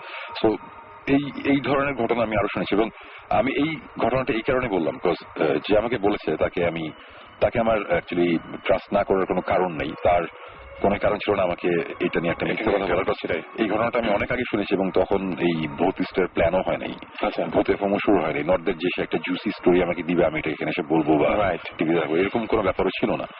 সো এইটাই বলছি যে আপনাদের কাছ থেকে আমি যে ঘটনাগুলো শুনছি সব কিছুর সাথে আমি কোনো না কোনো একটা ঘটনার মিল খুঁজে পাচ্ছি। এবং যেই কারণে যতবার একটা করে কথা বলছেন তত আমার কাছে আরো ইন্টারেস্টিং লাগছে যে অ্যাকচুয়ালি হোয়াটস গোয়িং অন। এবং এই আঁচড় বা এই শরীরের স্কার এই টাইপের, আমি অ্যাকচুয়ালি কোইন্সিডেন্সে খুব একটা বিশ্বাস করি না, এটা আমার ফ্রেন্ডরা জানে। আমি সবসময় বলি coincidence, there is no such thing as coincidence বা কিছু। সবকিছুরই কোনো একটা রিজন থাকে, কোনো একটা কারণে হয়, রিয়াকশন বা অ্যাকশন যেটাই বলি। এই যে আজকেও ওনারা আসলে, আমি কিন্তু জানতাম না যে আপনারা আসবেন। ইনফ্যাক্ট এখনো পর্যন্ত আমি কিন্তু আপনাদের নামও জানি না, ফ্রেন্ডলি স্পিকিং। আপনার সাথে আমার ফর্মালি পরিচয় হয়নি, আমি এসে দেখছি আপনারা এখানে আছেন, আপনারা ডাক নিয়ে আলাপ করছেন। এবং আজকে আমি আর তপু যখন আচ্ছা, আপনার নামটা আমি শুনে নিই। আচ্ছা, আমি উপমা। আচ্ছা, আর আপনার নাম? আর আমি হচ্ছি জাকি, আমরা হাজব্যান্ড ওয়াইফ। আচ্ছা, হ্যাঁ, ওটা বোঝা গেছে ভালো শুনে। এবং মজার ব্যাপার হচ্ছে যে এই কিছুক্ষণ আগে আসার আগে তপুকে বললাম যে তপু চলো, তুমি জাস্ট এই শ্রীপুরে লাস্ট উইকে যে কাহিনীটা ঘটেছে, তুমি যা এক্সপিরিয়েন্স করছো ওইটা বললেই হবে। এবং ওই ঘটনার মধ্যে একটা এইরকম স্কারের একটা ব্যাপার আছে। সো খুবই ইন্টারেস্টিং। মানে আজকে আসার সময় তপু বলছিল যে আমি এই ঘটনাটা বলবো, আমার মাঝে ঠিক আছে। এবং আসার পরে আবার এখানে শুনছি এই ধরনের ঘটনা। তাই না তপু? মানে আমরা যখন আগে ভিডিও দেখে আসলাম, হ্যাঁ, এবং কারো মানে আমরা গল্পটা পরে বলছি আর কি, বললে তখন বোঝা যাবে। এবং টু হ্যাভ মানে প্রুফ, তো প্রথম স্কারের ভিডিওটাও করে আমার আইফোন দিয়ে। ওকে, হ্যাঁ, সো ওই ইয়েটাও আছে, যেমন আজকে যে মিস্টার জাকির উনি যে এসেছেন, উনি যেমন বলছেন যে আমি এখন শার্ট করে দেখে দিতে পারি যে আমার এখানে দাগ আছে, তো আমাদের কাছে একটা ভিডিও আছে। তো এটা মজার ব্যাপার যে মানে কোইন্সিডেন্স বলে আমি ঠিক বিশ্বাস করি না, বাট খুব ইন্টারেস্টিং লাগছে ব্যাপারগুলো। এর আগে আরেকদিনও ওইরকম ওই ভূত এফএমে আসার আগে ওই ফাঁসির দড়ির গল্পটা যখন বলতে গেলাম, ঠিক সেই দিন ওই জিব্রানও আমাকে একটা ঘটনা এসে বললো যে একটা ফাঁসির দড়ির ঘটনা। একদম তখন আমি বললাম যে জিব্রান, আমি এরকম একটা ঘটনা বলতে গেছি, তুমিও আসছো, তুমি এটা পরের এপিসোডে বলো। পরের এপিসোডে এই জিনিসটা খুব ইন্টারেস্টিং লাগে আমার কাছে, যে এই জিনিসগুলো যে মিলে যায়। আমি হয়তো আমরা লজিক্যালি বলতে পারি যে অ্যাকচুয়ালি ভূত প্রেতের স্টোরি হচ্ছে সবই সিমিলার, সো হয়তো বা মিলে যাচ্ছে বা কিছু, বাট দেন এগেন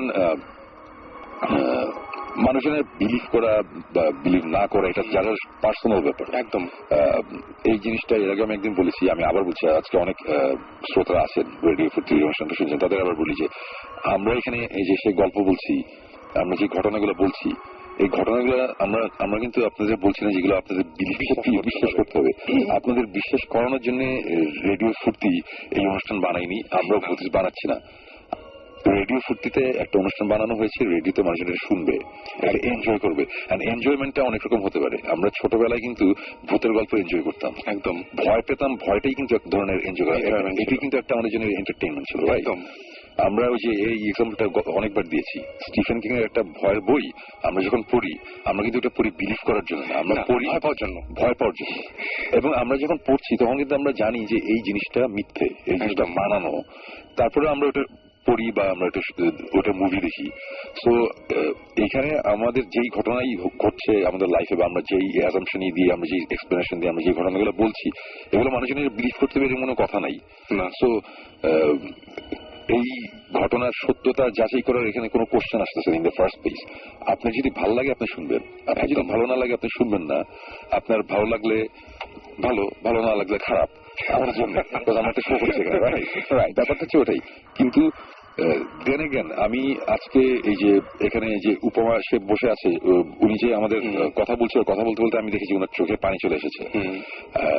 আপনারা যে যত যাই বলেন, I am sorry to say, আপনারা যে যত যাই বলেন, এই চোখের পানি এত সস্তা না, এগুলা এত সহজে একটা মানুষ দিয়ে দেয় না। হ্যাঁ, একদম কোনো কারণ থাকে। সো আমি বলছি না যে আপনারা বিলিভ করেন, বাট আমি এটা বলবো না যে আপনি এটা ডিসরেসপেক্ট করেন। এটাই আমার কথাটা, এটাই। আমি একটা কথা সবসময় বলেছি, যারা আমাদের এখানে আসেন তারা যেটা এক্সপেরিয়েন্স করেছেন সেটাই বলছেন।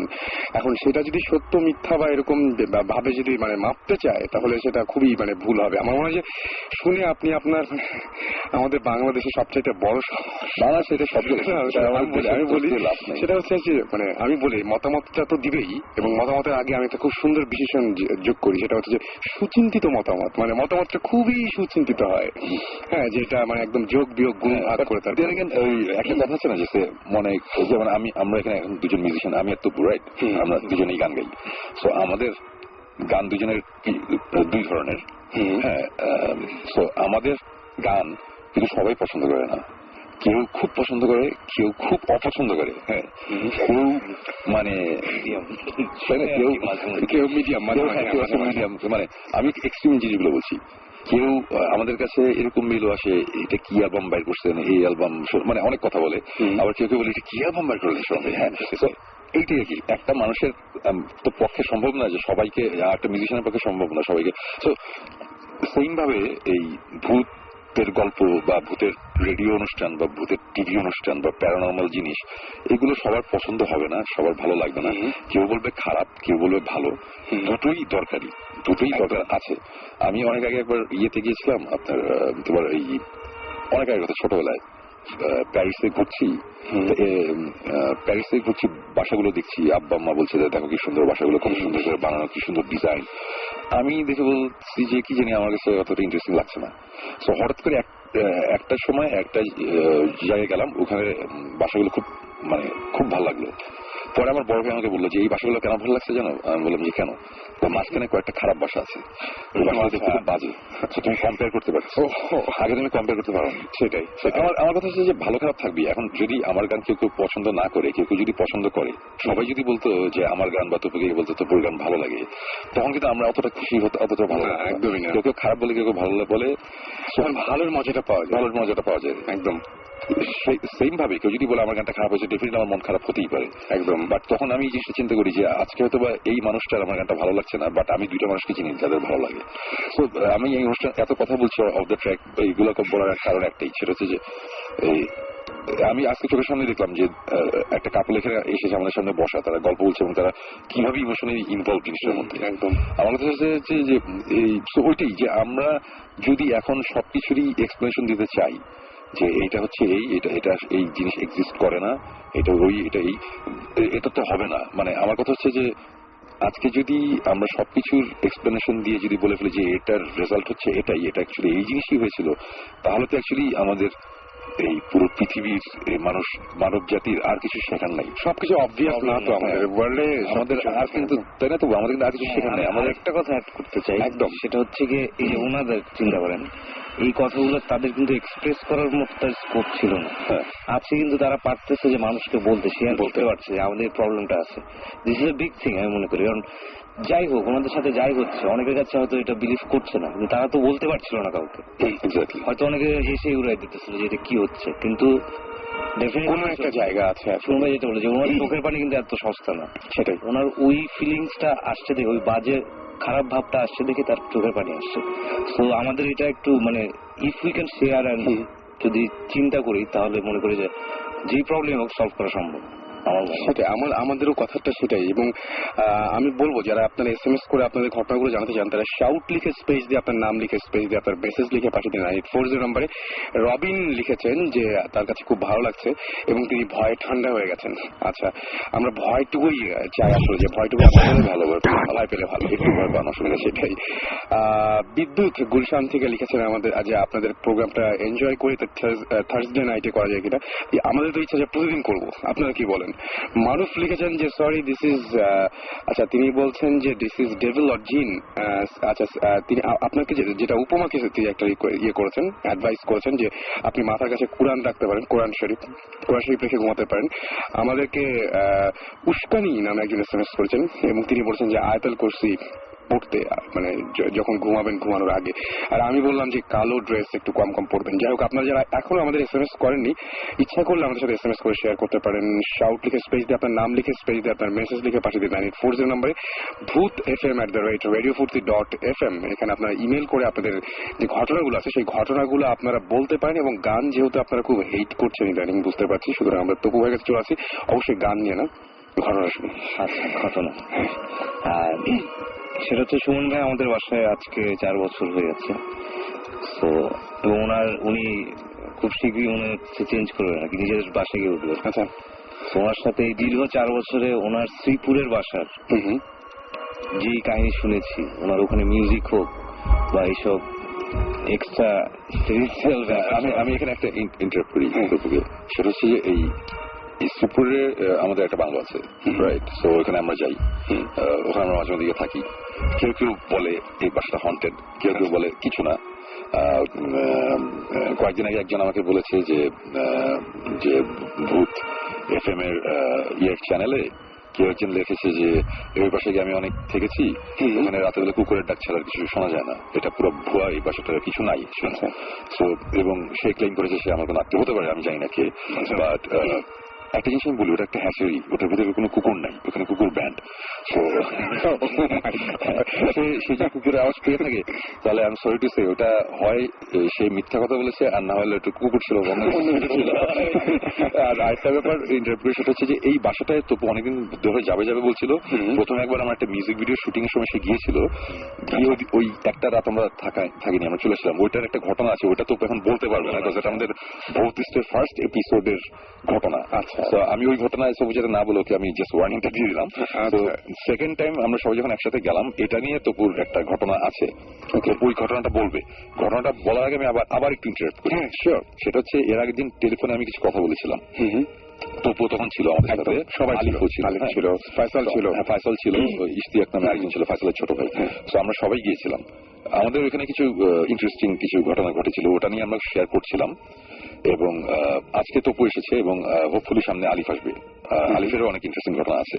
বাট প্রথম আমরা 2 রাত ছিলাম সেখানে। প্রথম রাতের ঘটনা আমি টেলিফোনে বলেছিলাম, ওই ঘটনাটা আমি আবার শর্ট করে আবার বলছি যারা শুনেনি। সেকেন্ড রাতের ঘটনাটা তপু বলবে, বিকজ সেকেন্ড রাতে তপু 2-1টা জিনিস এক্সপিরিয়েন্স করেছে যেটা আমি করতে পারিনি, ওর মুখ থেকে শোনা ভালো। ফার্স্ট রাতের ঘটনাটা আমি আবার রিক্যাপ করছি জাস্ট একটু। সেটা হচ্ছে যে আমরা আমাদের বাসার কোনায় একটা রুম আছে, ওই রুমের মধ্যে আমি পার্সোনালি অনেক কিছু এক্সপিরিয়েন্স করেছিলাম। রুমের টেম্পারেচার প্রচন্ড বেড়ে যায়, উপরে টিনের চালে বাড়ির আওয়াজ হয়, এগুলো আমি একা না, আমার সাথে অনেকবার অনেকে অপু একজন উইটনেস, যেমন আমাদের রেডিও ফুর্তির আর যে অপু একটা উইটনেস, এবং আরো অনেক মিউজিশিয়ান অনেকেই আছে, অনেকেই যারা বিলিভ করে না তারাও উইটনেস। এবং এনিওয়েজ, সো রাত্রে আমরা অ্যাকচুয়ালি রওনা দিয়েছিলাম অনেক দেরি করে। আমরা গিয়ে পৌঁছেছিলাম কখন 2:30 বাজে বা তবু তখন 2:30 বাজে। সো ওখানে যাওয়ার পরে আমরা তখন ডিনার করলাম, অনেকটা ডিনার টিনার করে আমরা আড্ডা দিয়ে চাটা খেতে খেতে আমরা তখন বললাম যে চলো ওই রুমে গিয়ে বসি। বিকজ আলিফরা কখনোই এই ধরনের যে শ্রীপুরের বাসার অনেক ঘটনা শুনেছে, আমি চাচ্ছিলাম একটু ওই রুমে একটা কিছু আজকে যদি হয় তাহলে খুব ভালো হয়। নট দ্যাট যে এটা তো আর মিউজিয়াম না, ভূতের মিউজিয়াম যে গেলাম আর আমাদের বললেই যে আমরা আসি, তাই না? আমরা অনেকদিন, আমি অনেকবার গিয়েছি, সবসময় তো এরকম কিছু হয় না, কিন্তু আমি মনে মনে কিন্তু চাচ্ছিলাম একটা কিছু হোক, ওরা একটু দেখুক, ওরা একটু শুনুক, জানুক, সামনাসামনি একটু এক্সপিরিয়েন্স করুক। এনিওয়েজ, আমরা রুমের মধ্যে বসে অনেকক্ষণ গল্প করেছি। গল্প করতে করতে একটা সময় আমার রুমের পিছনে একটা বারান্দা আছে, এই বারান্দা থেকে পিছনে একটা ডোবা ছিল, ওটা দেখা যেত, এবং ওই ডোবাটার ওই জায়গাটা নিয়ে অনেকের অনেক কথা আছে। এবং রাত্রেবেলা এরকম ঘটনাও আছে, একবার আমরা ডোবার রাতে গিয়ে আর যেতে পারিনি, মানে ভয়ই লেগেছিল, মানে সামথিং ইজ দেয়ার এরকম একটা ফিলিং হচ্ছিল, খালি আমার একার না, অনেকেরই। যাই হোক, ওইগুলো অন্য স্টোরি, ওগুলো আমরা পরে কথা বলবো না হয়। বাট ওই রুমে আমরা বসে আছি, বসে থাকতে থাকতে আমি বারান্দাটা খুলে দেখেছি এটা বারান্দা, এই ব্যাপার। তো রুমে ঢোকার দরজা 3টা, একটা হচ্ছে বাথরুম থেকে ঢোকার, মানে বাথরুমের দরজা 3টা দরজা, একটা হচ্ছে প্যাসেজ দিয়ে ঢোকার দরজা, একটা দরজা হচ্ছে বারান্দার। এই 3টা দরজা আমরা প্যাসেজ দিয়ে যেখানে ঢুকে রুমে এন্ট্রেন্স ঢুকে আমরা বসেছি। আমি বসেছিলাম হচ্ছে, আমার পিছনেই ছিল হচ্ছে ঠিক ওই বারান্দার দরজাটা, আমি চেয়ারে বসার সামনে একটা বড় খাটের মধ্যে ওরা 4 জন বসা ছিল। হ্যাঁ, তো আমরা বসে গল্প করছি, গল্প করতে করতে একটা সময় মানে আমার একটা খুব উইয়ার্ড একটা ফিলিং হচ্ছে, যেটা আমার অনেকবার অনেক জায়গাতে গিয়ে হয়েছে, যেসব জায়গায় হয়েছে ওইসব জায়গায় নিয়ে অ্যাকচুয়ালি ভৌতিক এপিসোড গুলো করা। তো মনে হলো যে পিছন দিক থেকে একটা কিছু আমাকে ক্রস করলো, আমার বাম সাইড থেকে ডান সাইডে চলে গেলো পিছন দিয়ে, এবং তার বাম দিকে আমার পাশে এসে কিছু একটা দাঁড়ালো, এরকম একটা ফিলিং হলো। আমি জাস্ট ঘুরলাম, এটা আমার জাস্ট চোখের ভুল বা কিছু একটা, বা যেটাই যে বলে, কালো রঙের একটা স্কোয়ারিশ একটা শেপ, বেশ কত ফিট, 2 ফিট 1.5 ফিট বা 2 ফিট দৈর্ঘ্য প্রস্থ, 2 ফিট এরকম স্কোয়ারিশ একটা কিছু, স্কোয়ার একদম পুরোপুরি স্কোয়ার, এবং কালো রঙের এবং ট্রান্সপারেন্ট, মানে আমরা অ্যাড অফ ফটোশপে গেলে ওপাসিটি বাড়ালে যে ওই সেটটা দেখা যায়, ওরকম একটু গ্রেইশ হয়ে গেছে। এবং শেপটা কিরকম আমি বলি, সে একটা পাউরুটির কর্নারে আমরা যদি 2-3টা কামড় দিই তাহলে যেরকম হবে একদিকটা খাওয়া, একটা স্কোয়ার, মানে বাইটের দাগটা থাকবে একটু ওই ধরনের, ওই টাইপের। আমি জাস্ট 2 সেকেন্ডের জন্য দেখার সাথে সাথেই আমি জাস্ট ঘুরছি। ফয়সাল তখন আমার সাথে একটা গল্প বলছিল যে ওকে একবার বোবা ধরেছিল, এবং এই গল্পটা বলছিল। তো আমি ওরকম জিনিসটা দেখে আমি দেখলাম যে 2-1 সেকেন্ডের জন্য আমার চোখের সামনে ভাসলো এবং নাই, এবং তখন আমি ফয়সালের দিকে তাকালাম, এবং ফয়সাল তখন সাথে সাথে বলা শুরু করলো, ঠিক তখন দেখলাম আমার সামনে কালো একটা জিনিস দাঁড়িয়েছে, এরকম একটা কথা বললাম। আমি তখন খাট করি, আমি আমি যেটা বলি যে আমি কোইন্সিডেন্সে বিশ্বাস করি না। আমি মনে হলো ফয়সাল যদি আগে আমাকে কালো জিনিসটা বলতো, তারপর যদি আমি কালোটা দেখতাম, ওটা অন্য ব্যাপার হতো। একদম একদম। এবং এর আগে আমরা অনেক জায়গায় গিয়েছি, আমাদের ডুয়েট, যেমন আমরা খুলনা ডিভিশনে একটা বাসায় আমাদের ভিডিও ফুটেজের মধ্যে আছে, আমাদের চোখের সামনে দিয়ে ছোট 4 কোণা কালো একটা জিনিস উড়ে চলে গেছে, এবং এটা কোনো এক্সপ্লেনেশন নাই, আমার কাছে ফুটেজ আছে। এবং এই ফুটেজ ইনফ্যাক্ট সাইফাই চ্যানেলের ঘোস্ট হান্টার্সকে আমি দেখিয়েছি, এবং ওরা দেখে ওরাও খুব বলেছে খুবই ইন্টারেস্টিং, এবং ওই টেপের একটা কপি ওদের কাছে আছে, বললো যে আমরা এটা দেখবো, আমরা এটা আরো ভালো করে বোঝার চেষ্টা করবো জিনিসটা কি। ওকে, সো তারপর টাঙ্গাইলে একটা বাসায় এরকম কালো রঙের 4 কোণা একটা শেপ একটা জিনিস, এটা সাকিব জিবরান এরা দেখেছে। সো তখন সাকিব জিবরানের সাথে আমার সেরকম খাতির ছিল না। তো সব জায়গায় আমরা এই কালো জিনিসটা একটা রেফারেন্স পাই। তো মানে আমরা অ্যাকচুয়ালি ভুট্টু শুনলে কি শুনি যে সাদা রঙের কাপড় পরে শাড়ি পরে, কিন্তু ব্যাপারটা আসলে সেরকম, ব্যাপারটা কিরকম আমি জানি না, সেরকম ঘটেনি, আমাদের ব্যাপারে ঘটে নাই।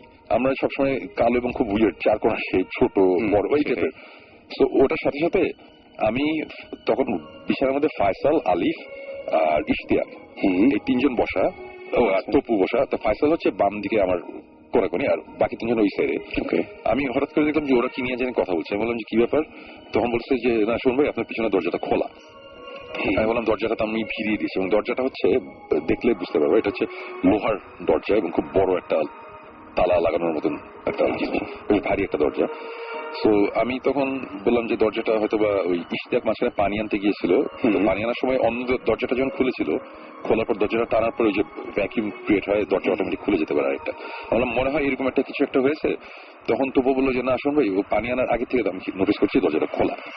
আমি বললাম আচ্ছা যে কারণেই হোক, বাতাসে হোক যাই হোক, দরজা একটা একটু খুলে যেতেই পারে, এটা it's not a big deal. But যেই ফিলিংটা আমার মধ্যে হচ্ছিল ওটাতে আমি একটু ইয়ে হয়ে গেছিলাম যে সামথিং ইজ রং। কজ এই ধরনের ফিলিং আমার যে ওয়েস্ট ভার্জিনিয়ার ওই ট্রান্স অ্যালাগনি লুনাটিক অ্যাসিড হয়েছিল, খুলনা ডিভিশন একটা মানে অনেক জায়গাতেই হয়েছিল এই ধরনের জিনিস। তো আমার তখন মনে ছিল যে হয়তো বা কিছু একটা এই রুমের মধ্যে এই মুহূর্তে আছে, এরকম একটা ব্যাপার। তো আরো কিছুক্ষণ বসে থাকার পর জিনিসটা আরো তীব্র হচ্ছে যখন, তখন আমি হঠাৎ করে বললাম কি যে চল আমরা এখান থেকে বের হয়ে যাই, আমরা আবার পাশের রুমে যাই।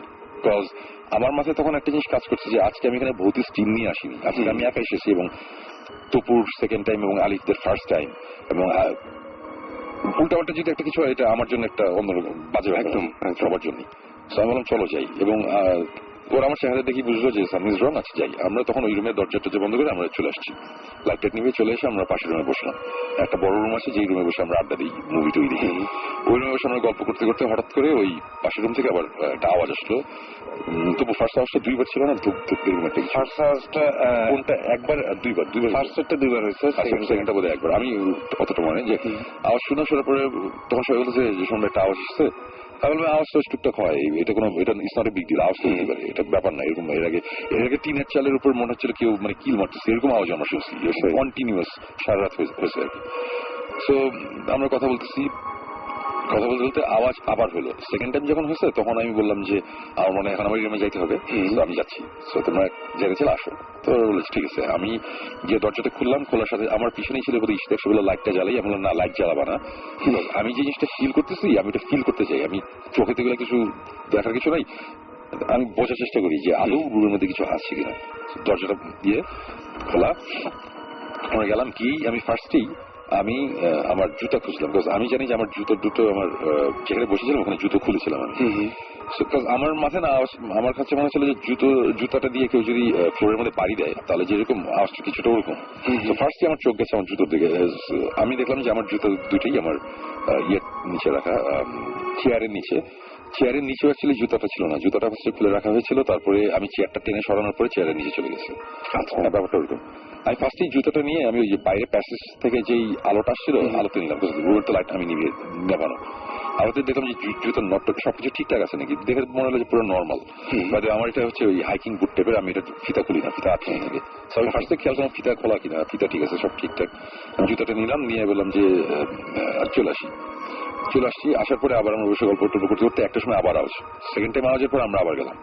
এবার গিয়ে লাইট জ্বালাচ্ছি, জ্বালানোর সাথে সাথে ইশতিয়াক বলতেছে কি শোন ভাই ওই পানির বোতলটা বিছানার উপরে গেল। দেখলাম যে বিছানার ঠিক মাঝখানে, মানে একটা মাঝখানে, হ্যাঁ খুব সুন্দর খালি বোতল, এটা স্টেবল থাকা খুব টাফ। এটা 500 ml ওই যে মিনারেল ওয়াটারের বোতল, এবং পুরো বোতলটা খালি। এবং অ্যাকর্ডিং টু ইশতিয়াক, সে বললো যে আমি বোতলটা যাওয়ার আগে আমি এর পাশে রেখেছিলাম, ওই পাশের সাইড টেবিলে, খাটের পাশের সাইড থেকে। আমি বললাম যে না তুমি শিওর, তুমি চিন্তা করে দেখো, আমি কিন্তু জানি না কোথায় রাখছো, আমার ধারণা এটা এখানে ছিল। বললো যে না আসুন ভাই আমি এখানে রাখছি, আমি শিওর আমি এখানে রাখছি।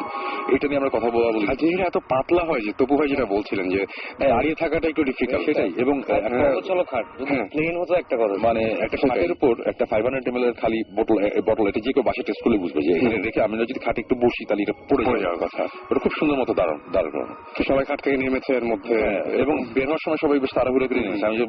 আমি বলেছিলাম যে এখনই আমরা বেরোবো, তখন বেশ সবাই। তো আমি পরে আবার ভাবলাম যে হয়তো দাঁড়ায় থাকতেও পারে। তো আমি বটলটা নিয়ে আমি পাশের সাইড টেবিল আবার রাখলাম, রেখে আমি আবার দরজাটা লাগিয়ে দিলাম। দরজাটা আমি লাগিয়ে দিয়ে আমার পাশের রুমে চলে আসলাম। না সরি, আসল ভ্রান্তি বলিনি। যখন বেরোয় আসছি তখন তপু হঠাৎ করে বলে কি রুমের সে আমার যেখানে বসে তার একেবারে কোনো মানে আমি যে কর্নারে, রুমের যে কর্নারে আমার চেয়ারটা, তার ঠিক অপোজিট কর্নারে ওইখানে হঠাৎ করে তবু বলে শোনো ওইটা কি, আমরা তো বের হয়ে আসছি। আমি বললাম যে কি, আমি কোনার মধ্যে দেখি কালো রঙের একটা কিছু কাপড় টাপড় কিছু। তখন তবু বলে কি, শোন ভাই এটা মনে একটা মোজা। এটা যখন বলছে আমি তখন দৌড় দিয়ে রুম থেকে বেরোছি, বের হয়ে আমি পাশের রুমে গেছি, পাশের রুমে আমার জুতাটা নিয়ে গেছিলাম এবং জুতা চেক করে দেখি জুতাতে মোজা একটা। এবং এটা খুবই অ্যাবসার্ড ব্যাপার, তবুও আমার লাস্ট 4 বছর তবু আমাকে দেখেছে এবং সে জানে যে আমি এইসব ব্যাপারে কত পার্টিকুলার। জায়গার জিনিস জায়গায় একদম খুলে সে মোজা ওই জুতার মধ্যে এবং আমি আমার রুম কিন্তু খুবই পরিপাটি থাকে, মানে আমি যে আমার বাসা কেউ এসে বিশ্বাস করে না যে আমি বাসায় একা থাকি, আমার একটা কাজের লোক থাকে, বাট আমার রুম কিন্তু সবসময় খুব ক্লিন। আমি আমারও মনে হয়নি, আমি দেখে আমি নিজেও সবাই মনে করে রক স্টাররা তো থাকে, এনিওয়েজ এটা অন্য কাহিনী। সো এবং ওই মোজা ওই সাইডে যেতেই পারে না, ওই সাইডে আমরা যাই নাই, ইন দ্য ফার্স্ট প্লেস আমরা ওখানে যাইনি। আমি তখন মোজাটা দিলাম, আবার ওই রুমে গিয়ে মোজাটা নিয়ে এসে দরজা লক করে আমরা এই রুমে চলে আসলাম। তারপরে রুমের মধ্যে বসার পরে আওয়াজ, টুকটাক আওয়াজ, এগুলো it's not a big deal, আওয়াজ it's not a big deal. ততক্ষণে কিন্তু ওই যেটা বললাম যে আমরা কিন্তু 3:30টার দিকে ওখানে গিয়েছিলাম, তারপরে এই রুমে এসে আড্ডা, আবার ওই রুমে যাওয়া। সো ততক্ষণে সকাল। সো ফাইসাল আর আলিফ চলে যাবে। আলিফের ইনফ্যাক্ট ইয়ে ছিল, ওই ফোনো লাইফ থাকে প্রথম, যে কারণে আসতে পারে না, যে এখন ফোনো লাইফ চলছে আর কি। সিরিজ ওরা চলে যাবে, তো ওরা চলে গেলো। আমি বললাম যে তারপর যদি পারো ম্যানেজ করলে চলে আসো, আমরা মজা করতেছি। তো ইশতিয়াক যে ফাইসালের ভাই ছিল ভাই, সে বললো যে শোন ভাই আমি যদি থাকি তাহলে কোনো প্রবলেম আছে? আমার কোনো অসুবিধা নেই, আমি এত আরো একটা থাকবো, তুমিও থাকো। আমরা ওখানে রয়ে গেলাম। ওরা চলে গেল, আমরা ঘুমাতে গেলাম বোধহয় সকাল 11টা 11:30টার দিকে, ওই সারা রাত 8টা বেজে যাওয়ার পরে ঘুমাতে গেলাম। ঘুম থেকে উঠলাম বোধহয় 3টার দিকে, 2:30 3টার দিকে উঠে আমরা সুইমিং পুলে নামলাম, সুইমিং করলাম, আড্ডাবাজি, খাওয়া দাওয়া। তারপরে ওই রাতে আমরা বসবো আড্ডা, আমরা তখন ডিনার করবো, তখন রাত 1টা বাজে, আমরা অ্যাকচুয়ালি লাঞ্চ করেছি হচ্ছে রাত বিকাল 4:30টায়, রাইট। তো রাত 1টার আগে খিদে পাবে না।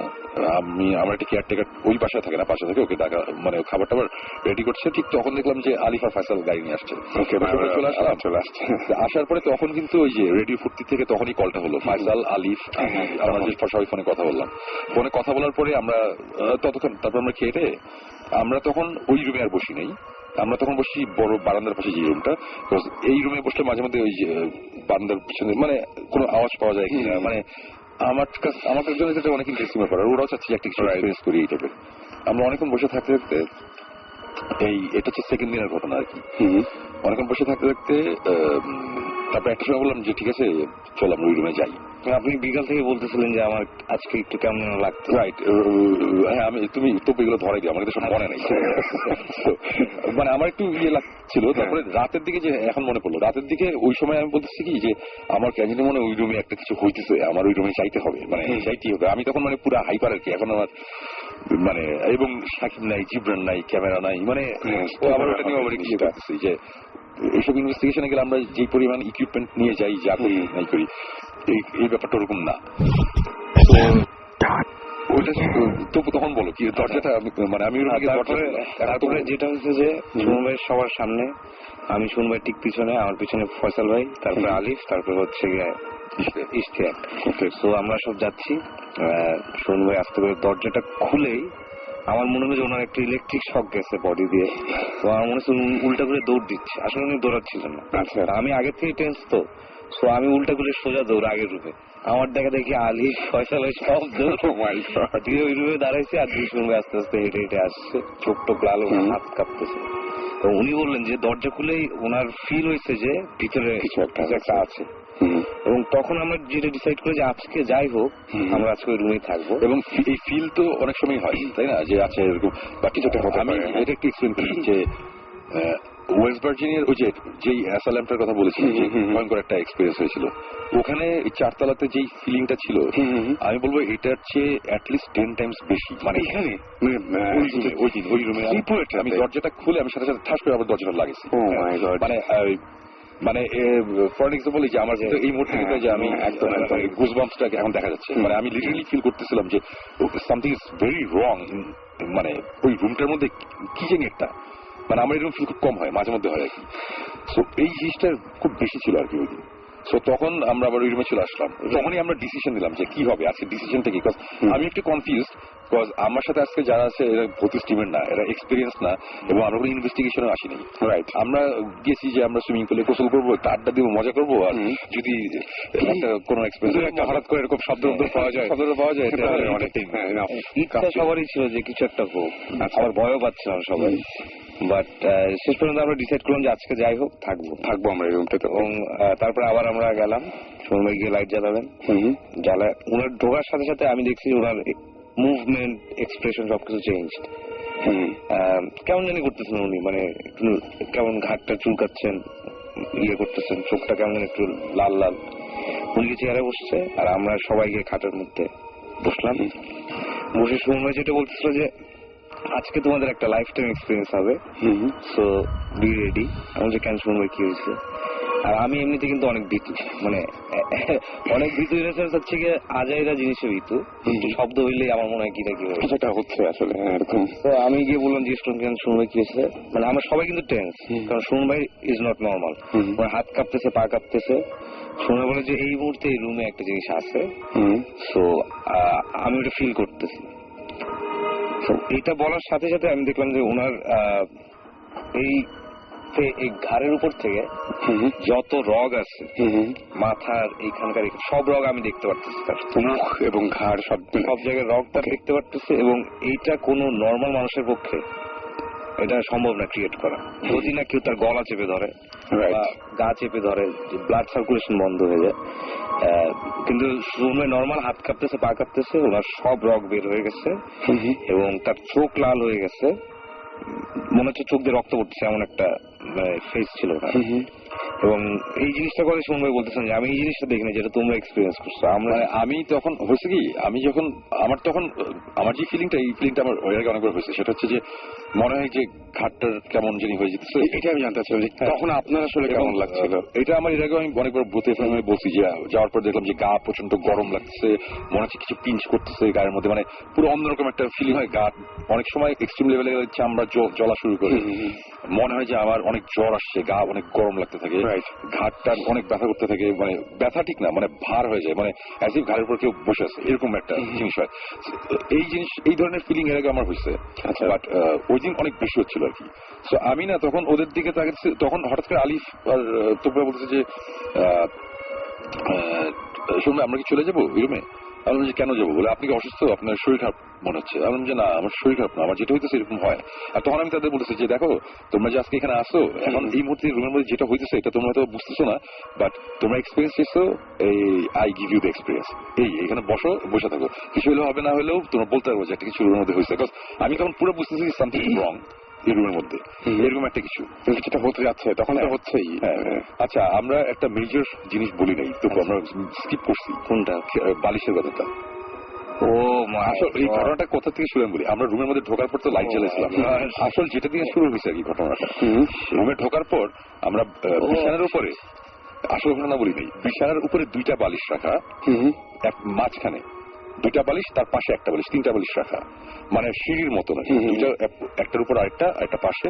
এবং গেস হোয়াট, তার উপরে কি, তার উপরে একটা মোজা লম্বা করে সাজে রাখা। এবং এটা হচ্ছে, এবং এটা পরে এবং আমার রুম থেকে আবার আমরা চেক করে তার সেকেন্ড টাইম ঢোকার পরে ওই ঘটনাগুলো ঘটে। রুমে চেক করে দেখি যে আমার জুতাতে অ্যাজ ইউজুয়াল একটা মোজা নাই। হ্যাঁ, রুমটা কিন্তু আমরা লক করে চলে আসছিলাম এর আগে। সিনটা না খুব অদ্ভুত ছিল, মানে দুইটা বালিশ। এইটা দেখার পরে তখন এটা নিয়ে যখন ওরা কথা বলছে, তখন আমি বলছি যে দেখো, এখন যে জিনিসগুলো হইতেছে এগুলো খাওয়া হইতেছে না, কোনো একটা ব্যাপার আছে, তোমরা একটা মজার, মানে খুব ইন্টারেস্টিং একটা কিছু এক্সপিরিয়েন্স করতেছো। তখন ওরা বলতেছে যে ওরা দাঁড়িয়েছে, তখন আমি ওদের বললাম যে তোমরা বিছানায় বসো। তো তপু তখন বিছানায় যে বসতে গেছে, আমি তখন তপুকে বললাম তপু একটু পাটা সরা। তো পাশে হলো বিছানার নিচে আমি কিছু একটা দেখতেছি। আমি নিচে তাকায় দেখি যে দুইটা বালিশ রাখা। তো আমাদের ওই রুমের বিছানার উপরে 5টা বালিশ ছিল। 5টা বালিশ ছিল, এটা আমার এত স্পেসিফিক ভাবে কেন মনে আছে কেউ যদি জিজ্ঞেস করে, এটা আনসার হচ্ছে যে প্রথম রাতে যখন আমরা থাকার জন্য ব্যবস্থা বিছানা করার করছিলাম, বড় রুমটার মধ্যে মাটিতে বিছানা করা হবে, মানে একটা রুমে ফয়সাল আর আলিফ থাকবে, আর একটা রুমে আমরা 3 জন থাকবো। ওই রুমের খাটটা বড়, বাট মাটিতে একটা বিছানা করবো। তখন বালিশ এগুলোর দরকার হচ্ছিল। তো তখন ওই রুমে আমি গেছিলাম যে বালিশের জন্য, তখন ওইখান থেকে বালিশ নিয়ে এসেছিলাম, তারপরে ওখানে 5টা বালিশ ছিল। ওই রুমে অনেক বালিশ চাদর রাখা ছিল। তো আমি জানি এখানে 5টা বালিশ, তো ঢোকার পরে তখনও কিন্তু মাথায় আসে না যে 2টা বালিশ কই। 2টা বালিশ আমরা পাই খাটের নিচে, আর খাটের উপরে 3টা বালিশ এইভাবে সাজানো এবং মোজা রাখা। আমরা তখন ধরে ওই রুমে যাওয়ার পরে ওই রুম থেকে উদ্ধার মানে জুতা দেখি যে জুতার মধ্যে মোজা নেই। ও আচ্ছা, আরেকটা জিনিস এটাও তো ভুলে গেছি, আমরা এর আগে ওই রুমে যাওয়ার আগে যখন গল্প করতেছি মোজা নিয়ে, ওই জুতা মোজা নিয়ে কিন্তু আমরা গল্প করতেছিলাম এর আগের রাতের ঘটনা। তখন তো বলছিল কি শুনবে আপনার একটা জুতা, আমি তখন খেয়াল করছি সঙ্গে একটা জুতার মধ্যে মোজা নেই, মোজাটা ঢোকানো থাকে তো দেখা যায় বাইরে থেকে। অবশ্যই আমার মাথায় আগে রাতে ইয়ে করতেছে ছয় মূল্যে মোজা নেই। আমি শুনে একই জিনিস, আমি যখন বিছানায় শুয়ে হয়তো 2টা ঢুকে, আমি একটার মধ্যে ভিতরে ঢুকছে বা একটা ভিতরে আছে, মানে মোজা কোনো বিগ ডিল না, এরকম একটা ব্যাপার। ওইখানে যাওয়ার পর যখন ওই মোজাটা দেখছি তখন আমি তো দেখে বুঝতেছি এটা আমার মোজাই। আমি মোজাটা নিয়ে ধরে তখন আমরা ঢুকে দেখলাম যে হ্যাঁ ওইখানে মোজা নেই, এই ব্যাপার। তো তারপরে আমরা আবার ফিরে যাই ওই রুমে। তখন আমরা ডিসিশন নিই যে আমরা ওই রুমে আবার যাবো, আমরা আজকে যতক্ষণ থাকা থাকি। তারপরে গিয়ে যেটা দেখলে সেটা বালিশেরটা, প্রথমে যে বালিশেরটা না, বালিশ তো প্রথমে ছিলই, বালিশের মোজা চেক করলাম, করে তারপরে আসছি। ওকে, আচ্ছা ফার্স্ট টাইম সময় ঢুকেই যে ফিলটা করছিল, এই বালিশের ঘটনাটা আমি স্কিপ করছি, কারণ লাস্টে যে ঘটনাটা হয় ওইটা আমার মাথার মধ্যে ঘুরতেছে, ওইটার উপর আর কিছু নাই, এগুলি আমার মনে হয়। আমি আমার লাইফে কোনোদিন এর বেশি কিছু আমি মানে এক্সপিরিয়েন্স করছি বলে মনে হয় না। তখন হ্যাঁ আচ্ছা আমি বলতে থাকি, সেটা যে সামনে সময় বসে আছে ওনার চোখ লাল, রক সব বের হয়ে আছে। তো আমি আমার সবসময় আমি ভয় পাই, শুনবে জানে আমি অলওয়েজ ভীতু, আমি যে কোনো কিছুতে ভয় পাই। বাট আমি ওই সময় না, আমি সুমন ভাইয়ের সাথে কথা বলতেছি, সুমন ভাই কেমন লাগতেছে আপনার, কি মনে হচ্ছে? তখন না একটা হাসি এসে, মানে সে খুব নর্মাল আমি which is not normal। তারপরে হাসি হাসি মুখে সুমন ভাই জিজ্ঞেস করছে, সুমন ভাই কি কেমন লাগতেছে আপনার? সুমন ভাই বলে যে আমার মনে হচ্ছে যে কিছু একটা আমার পিছন দিয়ে ধরে রাখছে, আমাকে পিছনে পুরো জড়ায় ধরে রাখছে। সো এই করতেছে, সুমন ভাইয়ের ফেশিয়াল এক্সপ্রেশন চেঞ্জ হচ্ছে, উনি কাঁপতেছে, আমরা দেখতেছি সবাই। এই সময় আলিফ উঠে গিয়ে পাশে খাটের পাশে দাঁড়ায় আছে, আমি বলছি আলিফ ওখানে দাঁড়ায় আছে, শুনে বলে যে ভিতরে বসো, ওই জায়গাটা সেফ। উনি ওই অবস্থায় বলতেছে আমাদেরকে, এবং ওই রকটা কিন্তু বের হওয়া জিনিস চলতেছে এবং বলতেছে। তালি বলে যে না আমি বলবো না, সে এতই ভয় পেয়েছে সে দরজা দিয়ে বাইরে হয়ে যাবে এমন একটা প্ল্যান যদি কিছু হয়। আমি পুরো নর্মাল, আমি জিজ্ঞেস করলাম শুনবো আমি যদি আপনার পিঠে হাত দিই তাহলে কি আমি কিছু দেখতে পাবো? শুন ভাই পুরো কড়া গলা বলছে না তুমি দেখবা না, তুমি বসে থাকবে। ওই সময় আসছিল বাইরে না, আমি তখন আমি যখন বলতেছি যে তোমরা এরকম করতেছো কেন, ওরা বলছে শোন ভাই আপনার চেহারা চেঞ্জ হয়ে গেছে। আমার চেঞ্জ হয়ে গেছে মানে বলে আপনার মুখ ফুলে গেছে, আপনার মুখ পুরো লাল, সব রক দেখা যেতেছে, আপনার চোখ বের হয়ে আসতেছে, আপনার চোখ পুরো টকটকা লাল। ফিল করা উচিত ছিল। আমি বলবো না যে আই ওয়াজ পজেসড। আমি যদি পজেসড হই, আমি এতটুকু জানি যে আমি এটা পুরোপুরি বুঝতে পারবো যে আমি possessed. I was not possessed, এটা আমি শিওর। ওকে, বাট আমি বুঝতেছিলাম সামথিং ইজ রং, এবং আমি তখন ওদের আবার জোরে জোরে বলতেছি যে তোমরা একটা কাজ করো, তোমরা আজান দাও, মানে মনে মনে তোমরা আজানটা পড়তে থাকো, বিকজ আজান শয়তানের জন্য এটা খুব, জিনদের জন্য এটা খুবই মানে একটা ব্যাপার। আজান শুনলে তারা ওখানে থাকলে আমি বলছি তোমরা সবাই মনে মনে এটা করতে থাকো, এটা যদি করো তাহলে প্রবলেম নাই। আর আমার তখন খালি মনে হচ্ছিল কি যে বিছানাটা খুব সেফ একটা জায়গা, মানে ওই সাইডটা, আমি যে সাইডটা বসে আছি এই সাইডটা সেফ না, এই সাইডটা, বিকজ আমি তো রুমে ঢুকে যখন হাঁটা দিচ্ছি তখনই আমার মনে হচ্ছে এই কর্নারটার মধ্যে প্রবলেম, যে কারণে কর্নারটা গিয়ে বসছি আর কি, সো দ্যাট মানে I can feel the things মানে around me, আমি বোঝার চেষ্টা করতেছি অ্যাকচুয়ালি কি হইতেছে। সো তপু, এবং তখন না আমি দেখতেছি যে তপু খুব নর্মাল অ্যাক্ট করতেছে, which is not normal। আমি তপুরে চিনি, 4 বছর আমরা একসাথে থাকছি, আমরা জানি। তপু হঠাৎ করে বলছে সে আমার ঘাড়ে হাত, বলে আমি যদি এখন হাত দিই তাহলে কি বোঝা যাবে? তখন আমার মনে হলো কি যে তপু যেই কারণে হোক এই সাইডে আসতে চেয়েছে, অথচ আমি কিন্তু চাই না সেই সাইডে আসুক, এই সাইডটা আমার ভালো লাগছে না, রুমের এই সাইডটা। আমি তখন তপুকে কড়া গলায় বলছি তপু তুমি এখানে বসে থাকবে, এখানে আসবা না, তুমি কিছু বুঝবা না, বিকজ আমার কিছু মনে হচ্ছে তপুকে কিছু চাইতেছে অন্যভাবে এই সাইডে নিয়ে আসতে হবে, এবং আমার কাছে তখন মনে হচ্ছে এই সাইডে কারো আসা যাবে না। আর আমার পুরাপুরি ভাবে আমি ডিটারমাইন্ড যে কাউকে আমি এই সাইডে আসতে দিব না, সবাই বিছানা ওই সাইডে বসবে, এবং তারা ওখানে বসে আছে। আর আমার চেহারার ফেশিয়াল এক্সপ্রেশন এইগুলো তো আমি বুঝতে পারতেছিলাম না। তো আমাকে খালি বলছে আপনি খারাপ লাগতেছে নাকি? আমি বললাম না আমার খারাপ না, আমার যেটা হইতেছে এটা যদি একটা মানুষের প্রেশার অনেক হাই হয়ে যায়, অনেক জ্বর থাকে, মানে ঘাটটার ব্যথা থাকে, আমার ওরকম লাগতেছে। আর হয়তো প্রেশার শুট করছে, আমি এটা লজিক্যালি এক্সপ্লেন করার চেষ্টা করতেছি, বাট ওই সময় আমি মনে মনে আমি যে জিনিসটা করতেছিলাম সেটা হচ্ছে যে আমি একটা জিনিসই বলতেছিলাম যে তুমি কে আমি জানি না, তুমি কি ব্যাপার আমি বুঝি না, বাট আমি এতটুকু জানি এটা আমার রুম, এবং এই রুমের বালিশ কে খাটের নিচে নিবেন না নিবে ওটার ডিসিশন আমার, এটা তোমার না। আমার রুমে আমি যা খুশি করবো এটা তোমার করার কোনো রাইট নেই। You don't belong here, so you get out of my place. আমি বারবারই কথা মানে মনে মনে আমি এটা করতেছি বারবার, মানে অ্যাজ ইফ আমি কারোর সাথে ঝগড়া, মানে আমার পুরো ফিলিংটা ছিল কি যে আমি কারোর সাথে আসলেও একটা কনভারসেশনে, আর আমি যখন বিড়বিড় করে এগুলো বলতেছি ওরা বুঝতেছে না, আর আমি ওদের বলেছি তোমরা মনে মনে আজান দাও। এবং পরে তো পরে বলছে যে শোন ভাই আমি একামাত দেওয়া শুরু করছিলাম, আর আমার নিজেরও গা এখন শেষ করছে। আলিফ পরে বলে যে শোন ভাই আমি লা ইলাহা ইল্লাল্লাহ পড়তেছি আর কিন্তু আমি আজান দিতে পারতেছি না, মানে এরকম একটা সিচুয়েশন, মানে সবাই ওই সময় ভুলেও যায় আসলে ভয়ে মানুষ অনেক কিছু উল্টাপাল্টা খালি পয়সা দিয়ে দিচ্ছে। ফয়সাল চুপ করে, ফয়সালের চেহারা পুরো এক্সপ্রেশনলেস, ওর কোনো এক্সপ্রেশন নেই, ও জাস্ট চুপ করে বসে আছে। ইস্তেক যে ফয়সাল ভাই সে পায়চারি করতেছে, সে বোঝার চেষ্টা করতেছে কি আমি খালি বলতেছি এই সাইডে আসবে না। এই করতে করতে একটা সময় মুছে দাঁড়ায় পড়ছি। আমি দাঁড়ায় আমি পিছনের বারান্দার দরজাটা খুলছি, যে বারান্দার থেকেও যায় না আর কি ওই অবস্থা। বারান্দার দরজাটা খুলছি, খুলে আমি দাঁড়ায় আছি আজ তুমি বাইরে হয়ে যাও। মানে আমি তখন আমি ওদের বুঝতে দিতে চাইতেছি না আমি কি করতে যাচ্ছি। আমি বারান্দায় গিয়ে তারপরে যেটা করলাম যে বারান্দায় আমি দরজা লাগিয়ে দিলাম, আমি বারান্দায় একা বসে আছি, দাঁড়ায় আছি আর ওরা ভিতরে।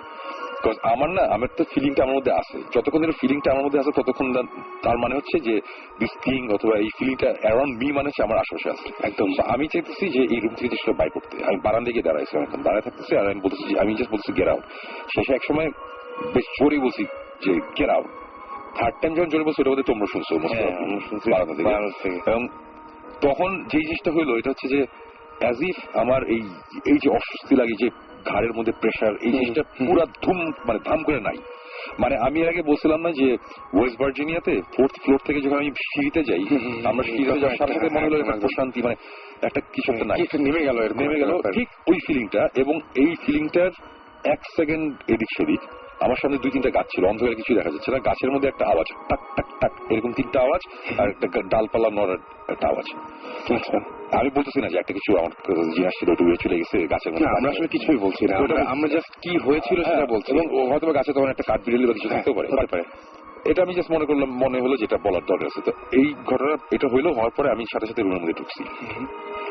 ঢোকার পরে তখন আমি সুমন ভাই বলতেছে যে উনি কথা বলতেছেন যে চলে গেছে সব, কিন্তু উনি পিঠ চুলকাচ্ছিলেন। তো আমি ইয়ে করলাম সময় কি আপনার পিঠে কি হয়েছে, কি সমস্যা? মানে আমার এখানে ব্যাপারটা ছিল কি, আমরা এখানে যাওয়ার পরে কয়েক মিনিট তখন তো আমি নর্মাল হওয়া শুরু করছি। ওই সময় মানে আমি তখন নর্মাল মানে কি আমি তখন মনে হচ্ছে যে কোনো প্রবলেমই নাই এই রুমের মধ্যে, we are very much protected, কোনো অসুবিধা নাই, এভরিথিং ইজ ফাইন। এবং আমি হাসতেছিলাম যে আর যাই হয়েছে না হয়েছে, বাট এখন আমরা ফাইন, আমরা এখন সেই কোনো সমস্যা নেই। এগুলো বলতে বলতে আমি তখন বুঝতেছি আমার শরীর একটু ব্যথা করতেছে।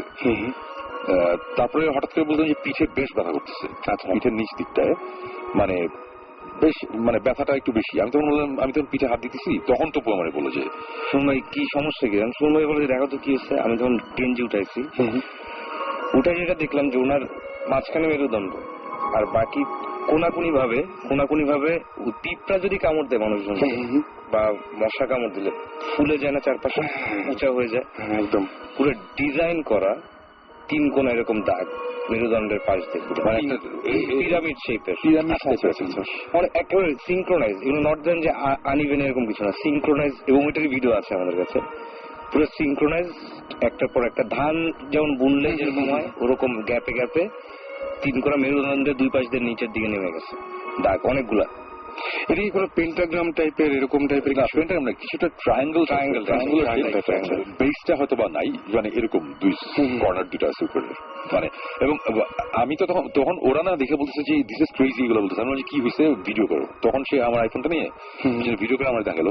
আমি দেখে আমার কাছে মনে হচ্ছে কি যে খুব ডিজাইন করে লাইন ধরে যদি মশাদের আমি দাঁড়া করে দিই, তারপর এখন কামড়া রক্ত খাইবার চলে যাবে, মানে খুলে যাবে জিনিসটা আমার মানে খুবই উইয়ার্ড। মানে আমি এই ব্যাপারটা আমি এখনো বুঝতে পারতেছি না। এবং এই ভিডিওটা আমি সাকিব জীবন সবাইকে দেখাইছি, ওরা সবাই বলতেছে যে এটা কি, মানে এটা কিভাবে হবে, সম্ভব কি হবে। মানে আমি রুমের মধ্যে ওদের সামনে, আমি বারান্দায় গেলাম, বারান্দা থেকে আসলাম, তারপরে আমি ওদের চোখের বাইরে ছিলাম একমাত্র যখন আমি বারান্দায় ছিলাম, রাইট। সো তারপরে সকালের দিকে আমি আবার গিয়ে আমি বারান্দায় গেছি, মানে তখন অন্ধকার। আমি বারান্দায় গেছি একটা কারণেই, বারান্দায় দেখার জন্য যে এখানে এরকম কিছু আছে কিনা যেখানে আমি হেলান দিলে বা ঠেস দিলে এরকম কিছু হতে পারে, সেই টাইপের কিছু হয় নাকি। আমি ইঞ্চি ইঞ্চি খুঁজছি, আমি কোথাও কিছু পাইনি। এবং এটা হচ্ছে কোথাও ঠেস দিলে যে জিনিসটা হওয়ার কথা, এই দাগগুলো মোটেও তা না, এটা পুরো ফুলে আছে এবং কামড় দিতে হবে কিছু একটা। অবশ্যই কামড়ানো হয় লাইন ঠেস দিলে হবে কি যে বাইরে থেকে দিলে গেঞ্জিটা ফুটা হয়ে যাবে, টি শার্ট বা কিছু হবে, কিছু একটা হবে। কিন্তু এটা পুরো উঁচা। এবং সবচেয়ে উইয়ার্ড জিনিস সেটা হচ্ছে এই দাগ ধরেন 15 মিনিট তারপরে চলে গেছে পুরো ভ্যানিশ, ওখানে আর কোনো দাগ নেই ওনার। মানে এই দাগটাও যে নাই কিছুক্ষণ পরে ওটা, মানে আমি তখন ওরা তো একটু কনসার্ন ব্যাপারটা কি হইতেছে, আমি কতক্ষণ পরে হাত দিয়ে দেখি না এই ফোলা ফোলা জিনিসটা নাই। আমি বললাম যে আমার ওরকম কিছু লাগতেছে না। আবার গেঞ্জি উঠার পরে দেখি মানে কোন রকম প্রুফই নেই যে একটু আগে আমার, আমি যে কারণে আপনাদের একটু আগে জিজ্ঞেস করছিলাম যে দাগটা কি 15 মিনিট পরে ছিল কিনা, আমরা ওদের 15-20 মিনিট পরে চেক করে দেখছি যে আমার পিঠ পুরো নর্মাল, কোনো কিছু নাই। বাট থ্যাংক গড যে আমি ভিডিওটা করছিলাম, সো আমি ভূত এখন শেষ হলাম, পরে তোমার দেখাবো। এটা আমরা চাই এবং আমার ফোনই আছে। ওকে, আমার কথা হচ্ছে যে হয়তোবা এই পুরো ঘটনারই একটা লজিক্যাল একটা সায়েন্টিফিক এক্সপ্লেনেশন আছে, দাঁড় করানো সম্ভব, হয়তোবা দাঁড় করানো সম্ভব না, যার যেটা বিশ্বাস করে করবে, যেটা করবে না। বাট আমাদের যেই এক্সপিরিয়েন্সটা ওখানে হয়েছে আমাদের সবার, মানে আমি, তপু, আলিফ, আমরা এখানে আমরা যারা ছিলাম আমরা ভূত স্টিমের না, আমি ভূত স্টিমের, ওরা ভূত স্টিমেরও না, ওরা বাইরের একদম। হ্যাঁ, সো মানে এইটার কথাই আমি ওই সময় বলতেছিলাম যে আজকে তোমাদের যে এক্সপেরিয়েন্স এটা ওয়ান্স ইন আ লাইফ, এগুলো সবার সবসময় হয় না। তোমরা খুব লাকি যে এই জিনিসগুলো এনজয় করতে পারতেছি। এবং এই ঘটনার পরে আমরা আবার রুমে চলে যাই। রুমে যাওয়ার পরে আমাদের রুমের অনেক জোরে ফ্যান ঘুরতেছে, তো আমি বলছি যে ফ্যান এত জোরে ঘুরতেছে, আওয়াজ টাওয়াজ পাওয়া যাবে না, ফ্যানটা বন্ধ করে দিই। তাহলে দু একবার টুকটাক আওয়াজ পেয়েছিলাম, তো এটা বিগ ডিল। ফ্যানটা অফ করলাম, ফ্যানটা অফ করার পরে হঠাৎ করে মনে হলো কি উপরে টিনের চালে কেউ একটা কিছু দিয়ে টকে দিল, টাক একটা আওয়াজ। এবং এটা তো গাছ পেয়েছিল একবার, এবং আওয়াজটা পুরা টেম্পো, আমরা যে মিউজিক শুনি না একটার সাথে আরেকটা যে গ্যাপ থাকে, গ্যাপ ইজ সেম। একটা আওয়াজ হইলো 2 সেকেন্ড পর আরেকটা আওয়াজ হলো একটু সামনের দিকে, 2 সেকেন্ড পর আরেকটা আওয়াজ। এখন এটা হতে পারে কোন একটা ডিভাইস, কোন একটা ইকুইপমেন্ট, কোন কিছু একটা আওয়াজ আসতেছে। বাট ইন্টারেস্টিং ব্যাপার হচ্ছে আওয়াজটা শুরু হয়েছে হচ্ছে রুমের কর্নার থেকে, উপর সিলিং থেকে। মানে আমি একটু এক্সপ্লেন করি, আমাদের বাসাটা হচ্ছে টিন শেড, আর নিচে ফল সিলিং, রুমের মধ্যে ফল সিলিং দেখা থেকে টি শার্টটা দেখা যায়। সো ধরলাম যে কোনাকুনি কোন একটা জায়গায় টিনের মধ্যে একটা আওয়াজ, টাক একটা আওয়াজ, তার সে কয়েক সেকেন্ড পরে পুরো তালে তালে, মানে এই জিনিসটা আমরা ওইখানে আমরা 4 জন মিউজিশিয়ান, একদম একদম একদম। তারপর একটু পরে আবার টাক, একটু পরে টাক। কিন্তু ইন্টারেস্টিং ব্যাপার হচ্ছে আওয়াজটা কর্নার থেকে আস্তে আস্তে মাঝখানে আসছে, আগাচ্ছে। হাঁটাও না, এটা কিছু ছোট একটা মানে মার্বেল পড়লে যেরকম একটা সাউন্ড হয়, হাঁটা না, এটা মার্বেল পড়লে সবচেয়ে আশেপাশে যে গাছ থেকে বা আশেপাশে কোনো জায়গা থেকে কিছু পড়ে, তাহলে এখন বলবে না জিনিসটা এক্স্যাক্টলি। ওইখানে থেকে গাছ থেকে পড়ার কিছু নাই, আমরা চেক করছি। মানে বাট এই জিনিসটা খুব মজা লাগছে। এবং ওই আওয়াজ যখন 5 নাম্বার আওয়াজটা যখন হলো, 5th সাউন্ডটার সময় আলিফ উঠে দিয়ে ফ্যানটা শেষ করলো, ফ্যানটা আমি ছাড়বোই, কোথাও আমার ভয় লাগছে। তখন আমি বললাম তুমি এত ভয় করতেছো কেন, যে রুমের মধ্যে আওয়াজটা হচ্ছিল। আমি বললাম রুমের উপরে হইতেছিল, আমরা সবাই উপরে বসে, রুমের মধ্যে আলিফের একটু ইয়ে লাগছে যে কেন তুই ফ্যান চালাস, আমরা সেটাইছিলাম। আলিফ আবার এতই ভয় পাইছে এবং সে ফিল করছে রুমে তার এক্সপ্লেনেশনটা হচ্ছে আওয়াজটা তার দিকে আসতেছিল কিন্তু এটা খাটের নিচ থেকে। আর আমাদের এক্সপ্লেনেশনটা হচ্ছে যেটা টিন শেডের উপর থেকে। মানে আমরা একটু কনফিউজড, এই কারণে আলিফ এত ভয় পেয়েছে। তখন বলে যে শোনো আমি এরকম শুনতেছিলাম। সো যেটি হোক, এইগুলোর তো টুকটাক আওয়াজ, এগুলো মানে হয়তোবা অন্য কোনো সময় এরকম একটা আওয়াজ পেলে আমরা হেসে উড়িয়ে দিতাম। বাট কিছুক্ষণ আগে এরকম একটা রাতে এরকম একটা ঘটনা ঘটছে, যেটার জন্য মানে আমরা তখন কোনো কিছু অ্যাকচুয়ালি নর্মালি নিতে পারিনি। স্বাভাবিক, খুবই স্বাভাবিক। বাট দেন এগেইন এই টাইপের জিনিসপত্র হলে মজাই লাগে। So enjoy. আমি এটা জানতে চাচ্ছি যে তো ভাই ওই সময় কি মজা লাগছিল আসলে নাকি ওই সময় মনে হচ্ছিল যে এটা শেষ হওয়া উচিত? এটা আমার একটা, আচ্ছা আমি এখানে একটা আবার আমি ইন্টারাপ্ট করতেছি। আমার এটা খুব ইন্টারেস্টিং ব্যাপার, সেটা হচ্ছে যে টপু ওইখানে যেভাবে অ্যাক্ট করছে, এটা খুবই বললাম না যে এটা নর্মাল না। তপুর জন্য তপু হাসে এসে একটা মুখ, আমি এসে ধরে দেখি এই টাইপের করতেছে। মানে আমি তাকে তখন চেষ্টা করতেছি তুমি ওই সাইডে থাকো, বাট ওই রুম থেকে বের হয়ে যাওয়ার পর যখন এই রুমে গেছে তখন কিন্তু তপু বলতেছে যে সময় আমার অনেক ভয় লাগছে। মানে তখন তপু পুরো অ্যাজ ইফ এতক্ষণ তপুর মানে তপুর মধ্যে ছিলেন না, এরকম মানে ভয়ের সুইচটা অফ করা ছিল, আসার পর এখন সুইচটা আবার অন করছে, বা চার্জ চলে গেছিল আবার চার্জ হয়েছে। মানে রুমে আসার পর তপু বলছে কি আমি এখন বাথরুমে যেতে পারছি না, আমার ভয় লাগছে শুনবে। মানে সে তখন অনেক বুঝতেছি তোর ভয় লাগার কথা, বাট এর আগে কিন্তু তুমি ওই মুহূর্তে আমার কোনো কিছুই লাগতেছিল না, কোনো ভয় লাগছিল না। আচ্ছা, ওই যখন একদম সামনাসামনি দেখছেন সুমন ভাইকে, ওই সময় ভয় লাগছে? কোনো ভয় না, আমি কিউরিয়াসিটি ফিল করছিলাম যে আমি গিয়ে দেখি ধরে যে কিছু আছে নাকি ওখানে। বাট ওই রূপটা থেকে যখন আরেক রুমে গেলাম আমি একেবারে ভয় শেষ। আমি এক খাটের মাঝখানে মানে কর্নারে বসতে ভয় পাচ্ছি, আমি খাটের মাঝখানে বসে আছি, এই শব্দ টব্দ এক্সপিরিয়েন্স করছি, এবং আমি ওয়াশরুমে যেতে আমার ভয় লাগছিল, যেটা রুমের সাথে অ্যাটাচ। সো এই হচ্ছে কাহিনী। এবং আমি জানি না, আমার জীবনে কোনোদিন এরকম এক্সপিরিয়েন্স হয়নি, তবে ওই আগের যে ঘটনা ওইটা আমরা পরে এখন বলার দরকার নেই। এই হচ্ছে মানে এটা আমার কোনো এক্সপ্লেনেশন, আমি সবগুলোর লজিক্যাল চিন্তা করার চেষ্টা করেছি। বালিশ খাটের নিচে, বোতল উপরে, সবকিছু আমি মানছি যে এটা হইতে পারে। আমাদের কেউ ওখানে আমাদের মতিন ভাই ছিল, মতি ভাই, মানে আমার এক্সপ্রেশন হচ্ছে ঠিক আছে, হয়তো বা তবু ফাইজলামি করে এটা করছে, বালিশ বটল রাখছে অথবা ইস্তেক করছে, আর ইস্তেক মনে করছে হয়তো বা আমি করছি বা তবু, আমরা এগুলো সবকিছুরই এক্সপ্রেশন দিতেছি এবং দিলাম। But end of the day আমার দাগের এক্সপ্রেশন আমার কাছে নাই। সামনে হয়েছে এবং সোমবার যে ফেস ওইটা আমাদের কাছে, আপনি তো এটা জানেন না, ওটা আমি দেখিনি। যে ওনার যে ফেস, আমি তো 4 বছর ওনার সব ধরনের ফেস আমি দেখছি, রাগ, দুঃখ, কান্না, হাসি সবই দেখছি, বাট এইরকম এক্সপ্রেশন আমি জীবনে দেখিনি। মানে তার সবগুলো রগ বের হয়েছে এবং একটা মানুষের নিচ থেকে এটা করা ইম্পসিবল একটা ব্যাপার। ফেসের প্রত্যেকটা রগ দেখা যাচ্ছে তার। এটা খুব অদ্ভুত ভাই, এমনি গলা টলার সময় দেখা যেতে পারে, কিন্তু কপালের রগ বের হয়ে গেছে, প্লাস হচ্ছে পিঠের দাগ। একটা ডিজাইন করা যেটা শিখলাম পিঠে, তো এটার কোনো আমি লজিক পাই। অন্যগুলো আমি যাই হোক আমি চিন্তা করতেছি যে ওইটা হইতে পারে, যে কেউ করতে পারে, এটা কোনো কিছু না, কিন্তু ওই জিনিসের কোনো লজিক আছে না। এ ধরনের ঘটনা তো আপনাদের অনেকেই থাকতে পারে যারা শুনছেন আমাদেরকে, তাই বলবো যে যদি জানা থাকে আপনাদের এরকম কোনো কিছু, তাহলে অবশ্যই আমাদের SMS করুন, লিখে ফেলুন SHOUT শাউট স্পেস আপনার নাম স্পেস আপনার মেসেজ পাঠিয়ে দিন 9840 নম্বরে। আর আমাদের যদি SMS করে তো ছোট করে লিখতে হয়, যদি বড় সড়ো কোনো ধরনের কোনো ঘটনা শেয়ার করতে চান তাহলে আমাদের মেইল করুন।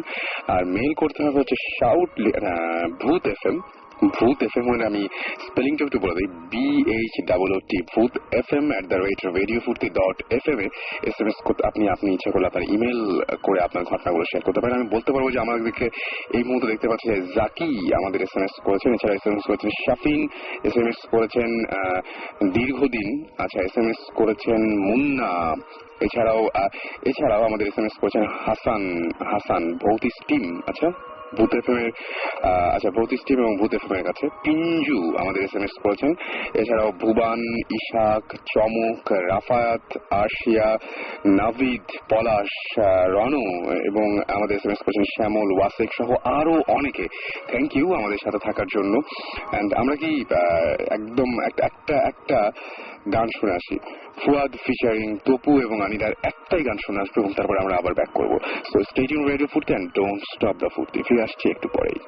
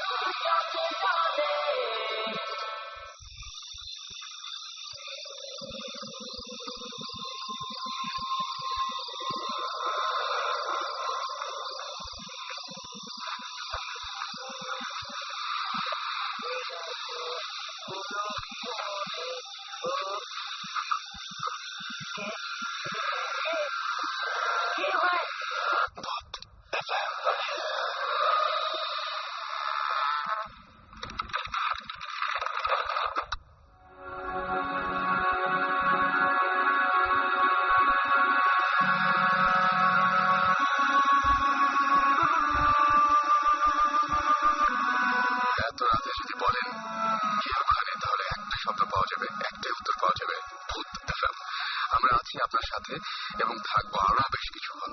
আর আপনাদের কাছ থেকে SMS পাচ্ছি, thanks for being with us. And সবসময় শুনছেন রেডিও ফুর্তি, চলছে ভূত FM।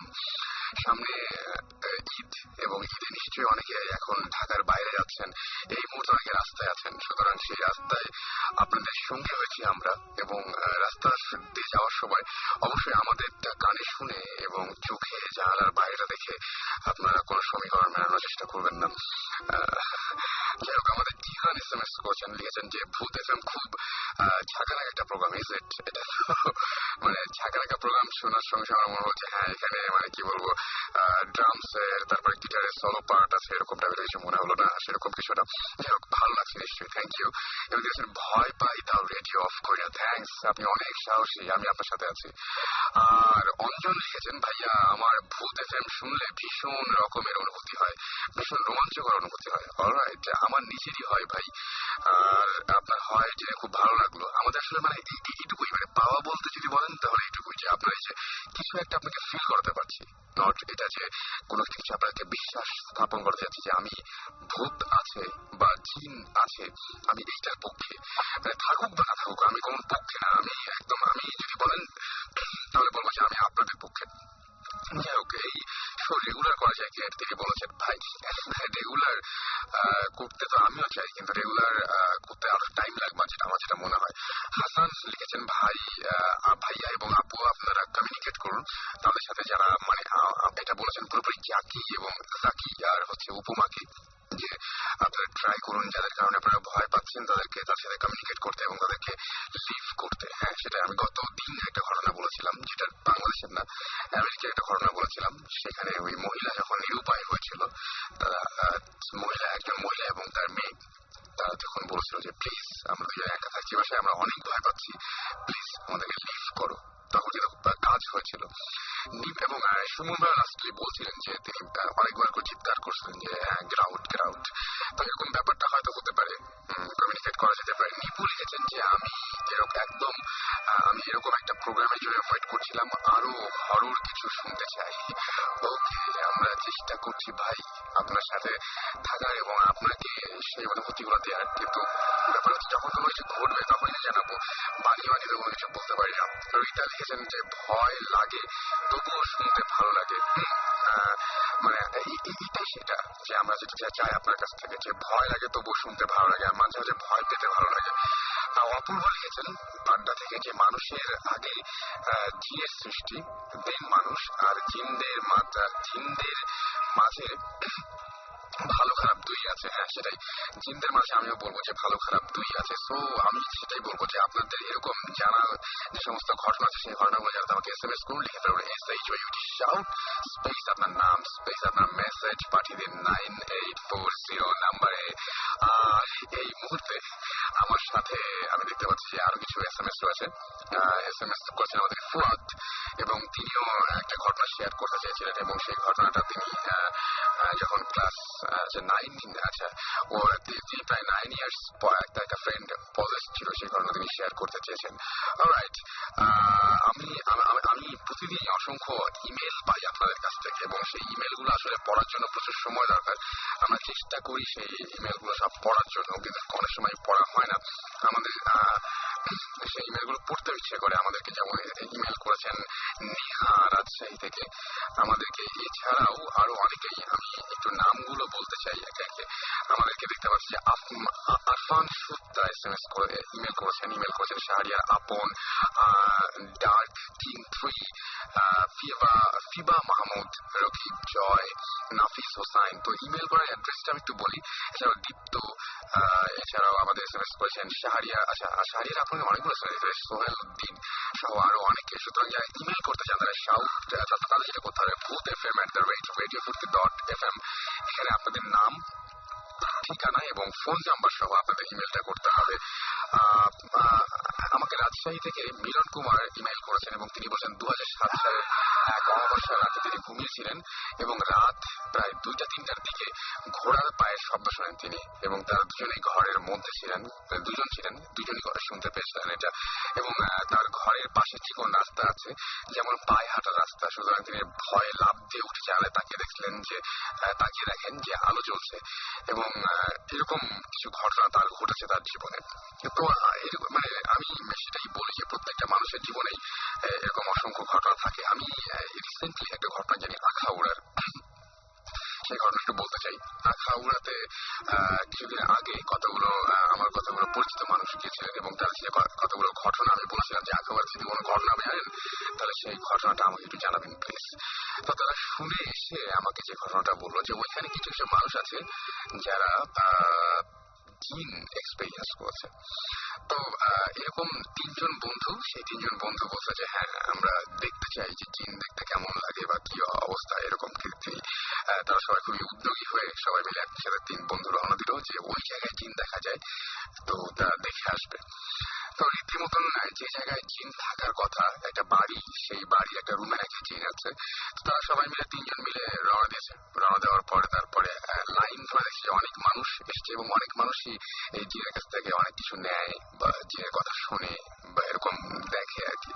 তো সবাই লাইন ধরে এরকম দাঁড়িয়ে আছে, তারাও 3জন মিলে লাইন ধরে আছে। তারা অনেক দূর পর্যন্ত হেরেছে, বেশ ক্লান্ত। তো তারা ক্লান্ত হয়ে বসেই পড়েছে লাইনের মাঝখানে। হঠাৎ করে শোনা গেল যে ঘরের ভেতর থেকে নাকি জিন এরকম বলেছে যারা, এটা কিন্তু একদমই শোনা একটা ঘটনা। তো যাই হোক, বলছে যে 3টা লোক এসছে, সেই 3টা লোক নাকি আমাদের দেখতে চায়, সে 3জনকে আগে ডাকো, 3জন একসাথে এসছে। তো ওরা যে 3জন একসাথে এসছে এটা ওইখানকার কারো জানার কথা ছিল না। তারপরেও একজন এসে বললো যে আপনাদের 3জনকে ডাকছে, বাকি সবাইকে পরে, আগে আপনারা 3জন যাবেন। তো সেই 3জন ঘরের মধ্যে ঢুকলো এবং ঘরের মধ্যে ঢোকার পরে দেখলো পুরো ঘরটাই অন্ধকার, ঘরের মধ্যে কিচ্ছু নেই, একদম পুরোই অন্ধকার এবং কাউকে কোনো কিছু দেখা যাচ্ছে না, মানে ঘুটঘুটে অন্ধকার, দেখা যাবে কি। কিন্তু আওয়াজ শোনা গেল যে একটা মেয়েলি টাইপের একটা গলা, সেই গলা থেকে একটা আওয়াজ আসলো এরকম যে তোরা 3জন ফাজলামি করতে আসছিস সেখানে, বিশ্বাস করিস না, এরকম ধরনের একটা আওয়াজ আসলো। এবং তারপরে বললো যে তোর সঙ্গে টর্চ লাইট নিয়ে এসছিলি, টর্চ লাইট কোথায়? তো 3জন মিলে একসাথে হাত দিয়ে দেখলো যে না, তা 3জন সত্যি টর্চ লাইট নিয়ে আসছিল, কিন্তু টর্চ লাইট তো তাদের 3জনের হাতেই, যেহেতু গ্রামের মতো জায়গায় টর্চ লাইট 3জনের হাতে কোনো টর্চ লাইট ছিল না। তারপরে বলে যে তোদের টর্চ লাইট তো এইখানে। এবং কি অদ্ভুত ব্যাপার, তারা 3জনই দাবি করেছে তারা টর্চ লাইট নিয়ে ঢুকেছিল, কিন্তু টর্চ লাইট গুলো তাদের হাতে ছিল না, পাওয়া গেল ওই ঘরের মধ্যে। কখন তাদের হাত থেকে নেওয়া হচ্ছে, কিভাবে ঘরে গেল তারা কিচ্ছু জানে না।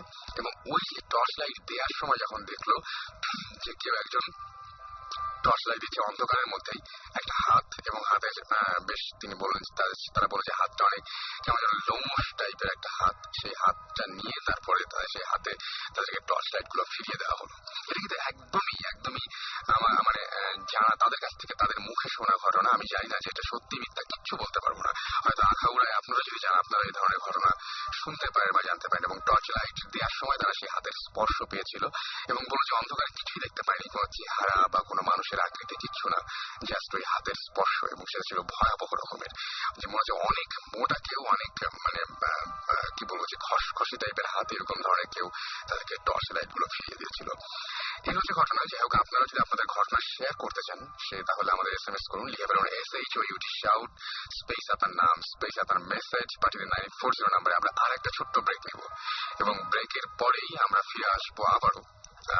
ইন দ্য মিন টাইম আমাদের ইমেলও পাঠাতে পারেন। ইমেল করার নিয়মটা আমি বলছি, bhutfm@radiofurti.fm। আমি বানানটা বলেছি BHOOTFM@radiofurti, মানে ফুর্তিও কিন্তু তাই, FOORTI ফুর্তি, radiofurti.fm। এখানে আপনি ইচ্ছা করলে আপনার SMS, আপনার ইমেল গুলো পাঠিয়ে জানাতে পারেন যে আপনার ঘটনা, এবং আপনি যদি শেয়ার করতে চান আপনার ঘটনাগুলো রেডিও ফুর্তিতে এসে, তাহলে ডেফিনেটলি আমাদের সাথে শেয়ার করতে পারেন। চলুন একটা গান শুনে আসি, আর আপনাদের SMS এর অপেক্ষায় থাকলাম। আপনাদের কাছ থেকে কিছু শুনতে চাচ্ছি ইনফ্যাক্ট, অবশ্যই জানাতে ভুলবেন না। আমরা আছি আরো বেশ কিছু আপনাদের সাথে। একটা গান শুনি,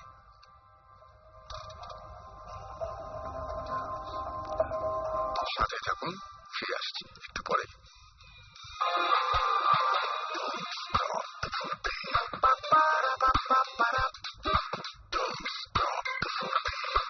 Radio 48.9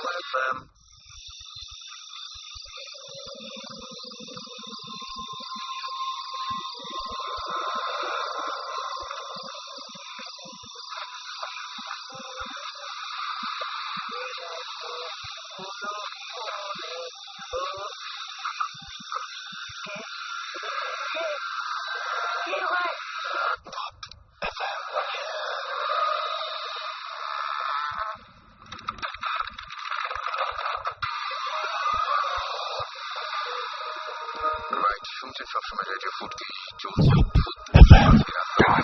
আর এছাড়া আমার সাথে রয়েছেন সুমন ভাই আছেন, তপু ভাই আছেন এবং উপমা আর জাকি এখন আছেন। উপমা, আপনি এখন তো একটু নর্মাল হয়েছেন মনে হয়, এখন নর্মাল হচ্ছেন। তো এখন মানে আমি আর বেশিক্ষণ আটকাবো না।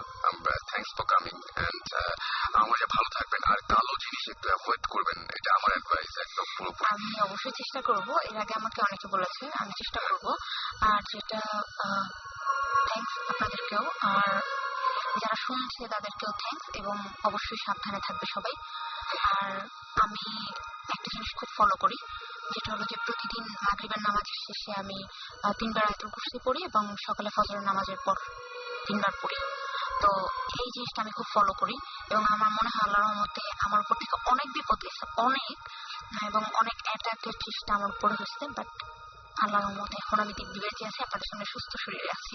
আমার মনে হয় যে আরো আপনি অনেকদিন দীর্ঘদিন এরকম সুস্থই থাকবেন এবং আমরা সবাইকে চাই যে এরকম সবাই ফলো করুক এরকম কিছু ব্যাপার। আর বিশ্বাস করা না করা তাদের ব্যাপার।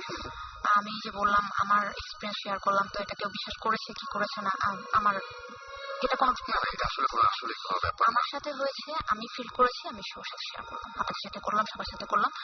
শুনে কার কিরকম লেগেছে সেটা তাদের ব্যাপার। তবে হ্যাঁ, পৃথিবীতে যেহেতু আমরা যেহেতু মুসলমান, আল্লাহ বিশ্বাস করি, আল্লাহর কোরআন বিশ্বাস করি, তো সেখানে একটা স্পষ্ট উল্লেখ আছে যে আল্লাহ 2টা জিনিস বানাইছে, একটা হচ্ছে জিন, একটা হচ্ছে ইনসান। আমরা হচ্ছে ইনসান, তো আরেকটা জিনিস নিশ্চয়ই আছে সেটা হচ্ছে জিন। তাহলে সেটা কোথায়? সেটা নিশ্চয়ই আমাদের সাথে কোনো না কোনো ভাবে কন্ট্যাক্ট করার চেষ্টা করবে এবং সেটাকে আমাদের সেবার জন্যই তৈরি করা হয়েছে। তো সেটা আমাদের সেবা যখন করতে পারবে না, তখন পৃথিবীতে সবকিছুই কিন্তু আমাদের সেবার জন্য তৈরি হয়েছে, সেটা আমরা সৃষ্টির শ্রেষ্ঠ। তো সেটা আমাদের সেবা যখন করতে পারবে না, আমাদের তো একটু যোগাযোগ তো আমাদের সাথে করবেই, সেটাই। তো ভয় পাওয়ার কিছু নেই, তাদের চেয়ে আমরা বেশি পাওয়ারফুল। একদম একদম, আমাদের সবাই যারা আছেন তারা অনেক সাহসী। জাকি ভাই, আপনাকেও অনেক, আমার মনে হয় জাকি ভাই আপনাকেও থ্যাংকস যে আমরা বলার সঙ্গে সঙ্গে আপনারা রাজি হয়ে গিয়েছিলেন এবং আজকে কষ্ট করে এত রাত পর্যন্ত আমাদের সঙ্গে আছেন। অনেক ধন্যবাদ আপনাকে। জি, আপনাকেও ধন্যবাদ।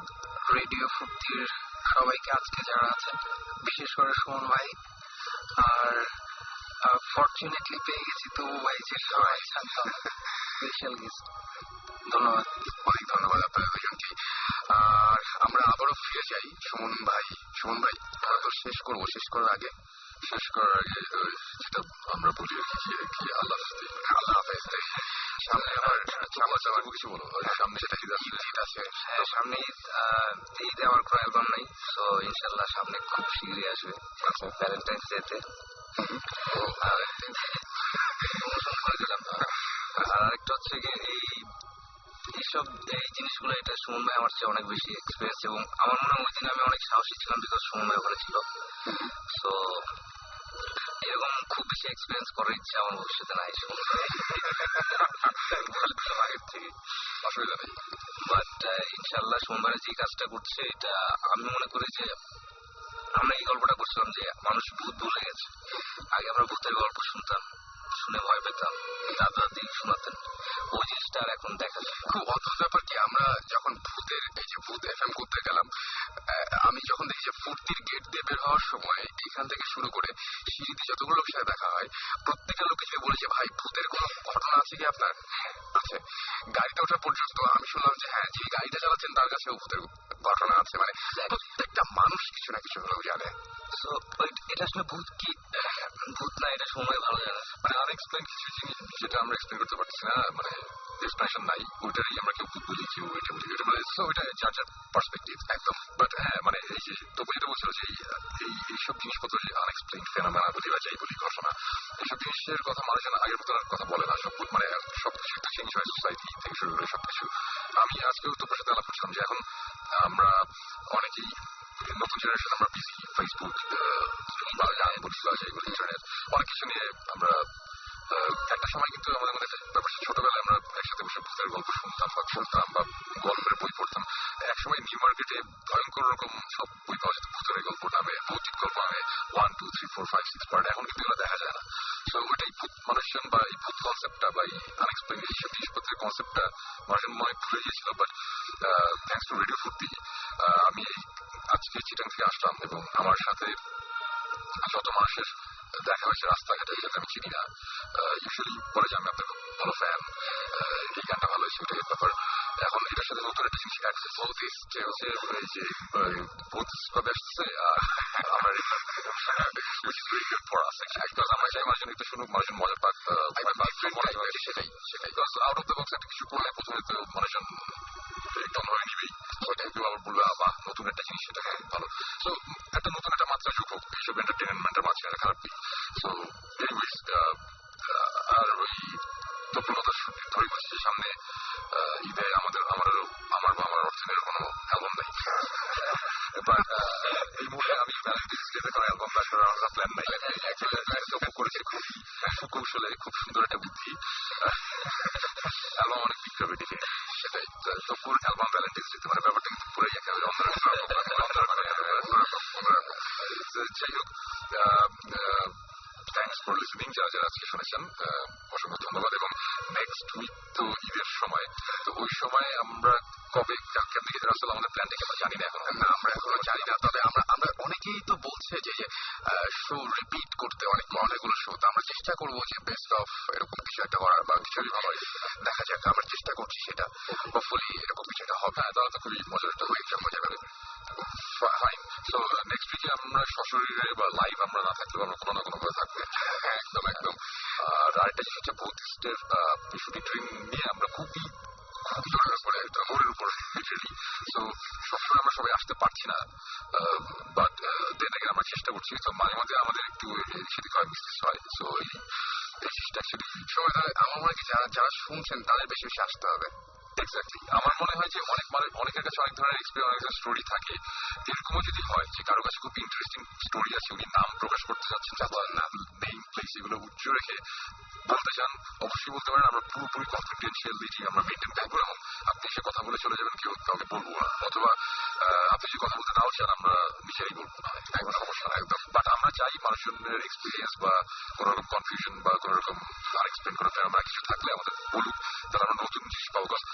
আমরা তো মাত্র 3 জন মানুষ, আর এদিকে আসলে আমরা 4-5 জন মিলে, আমাদের তো আর প্রতিদিন আমাদের সাথে দেখা করে না ব্যাপারটা।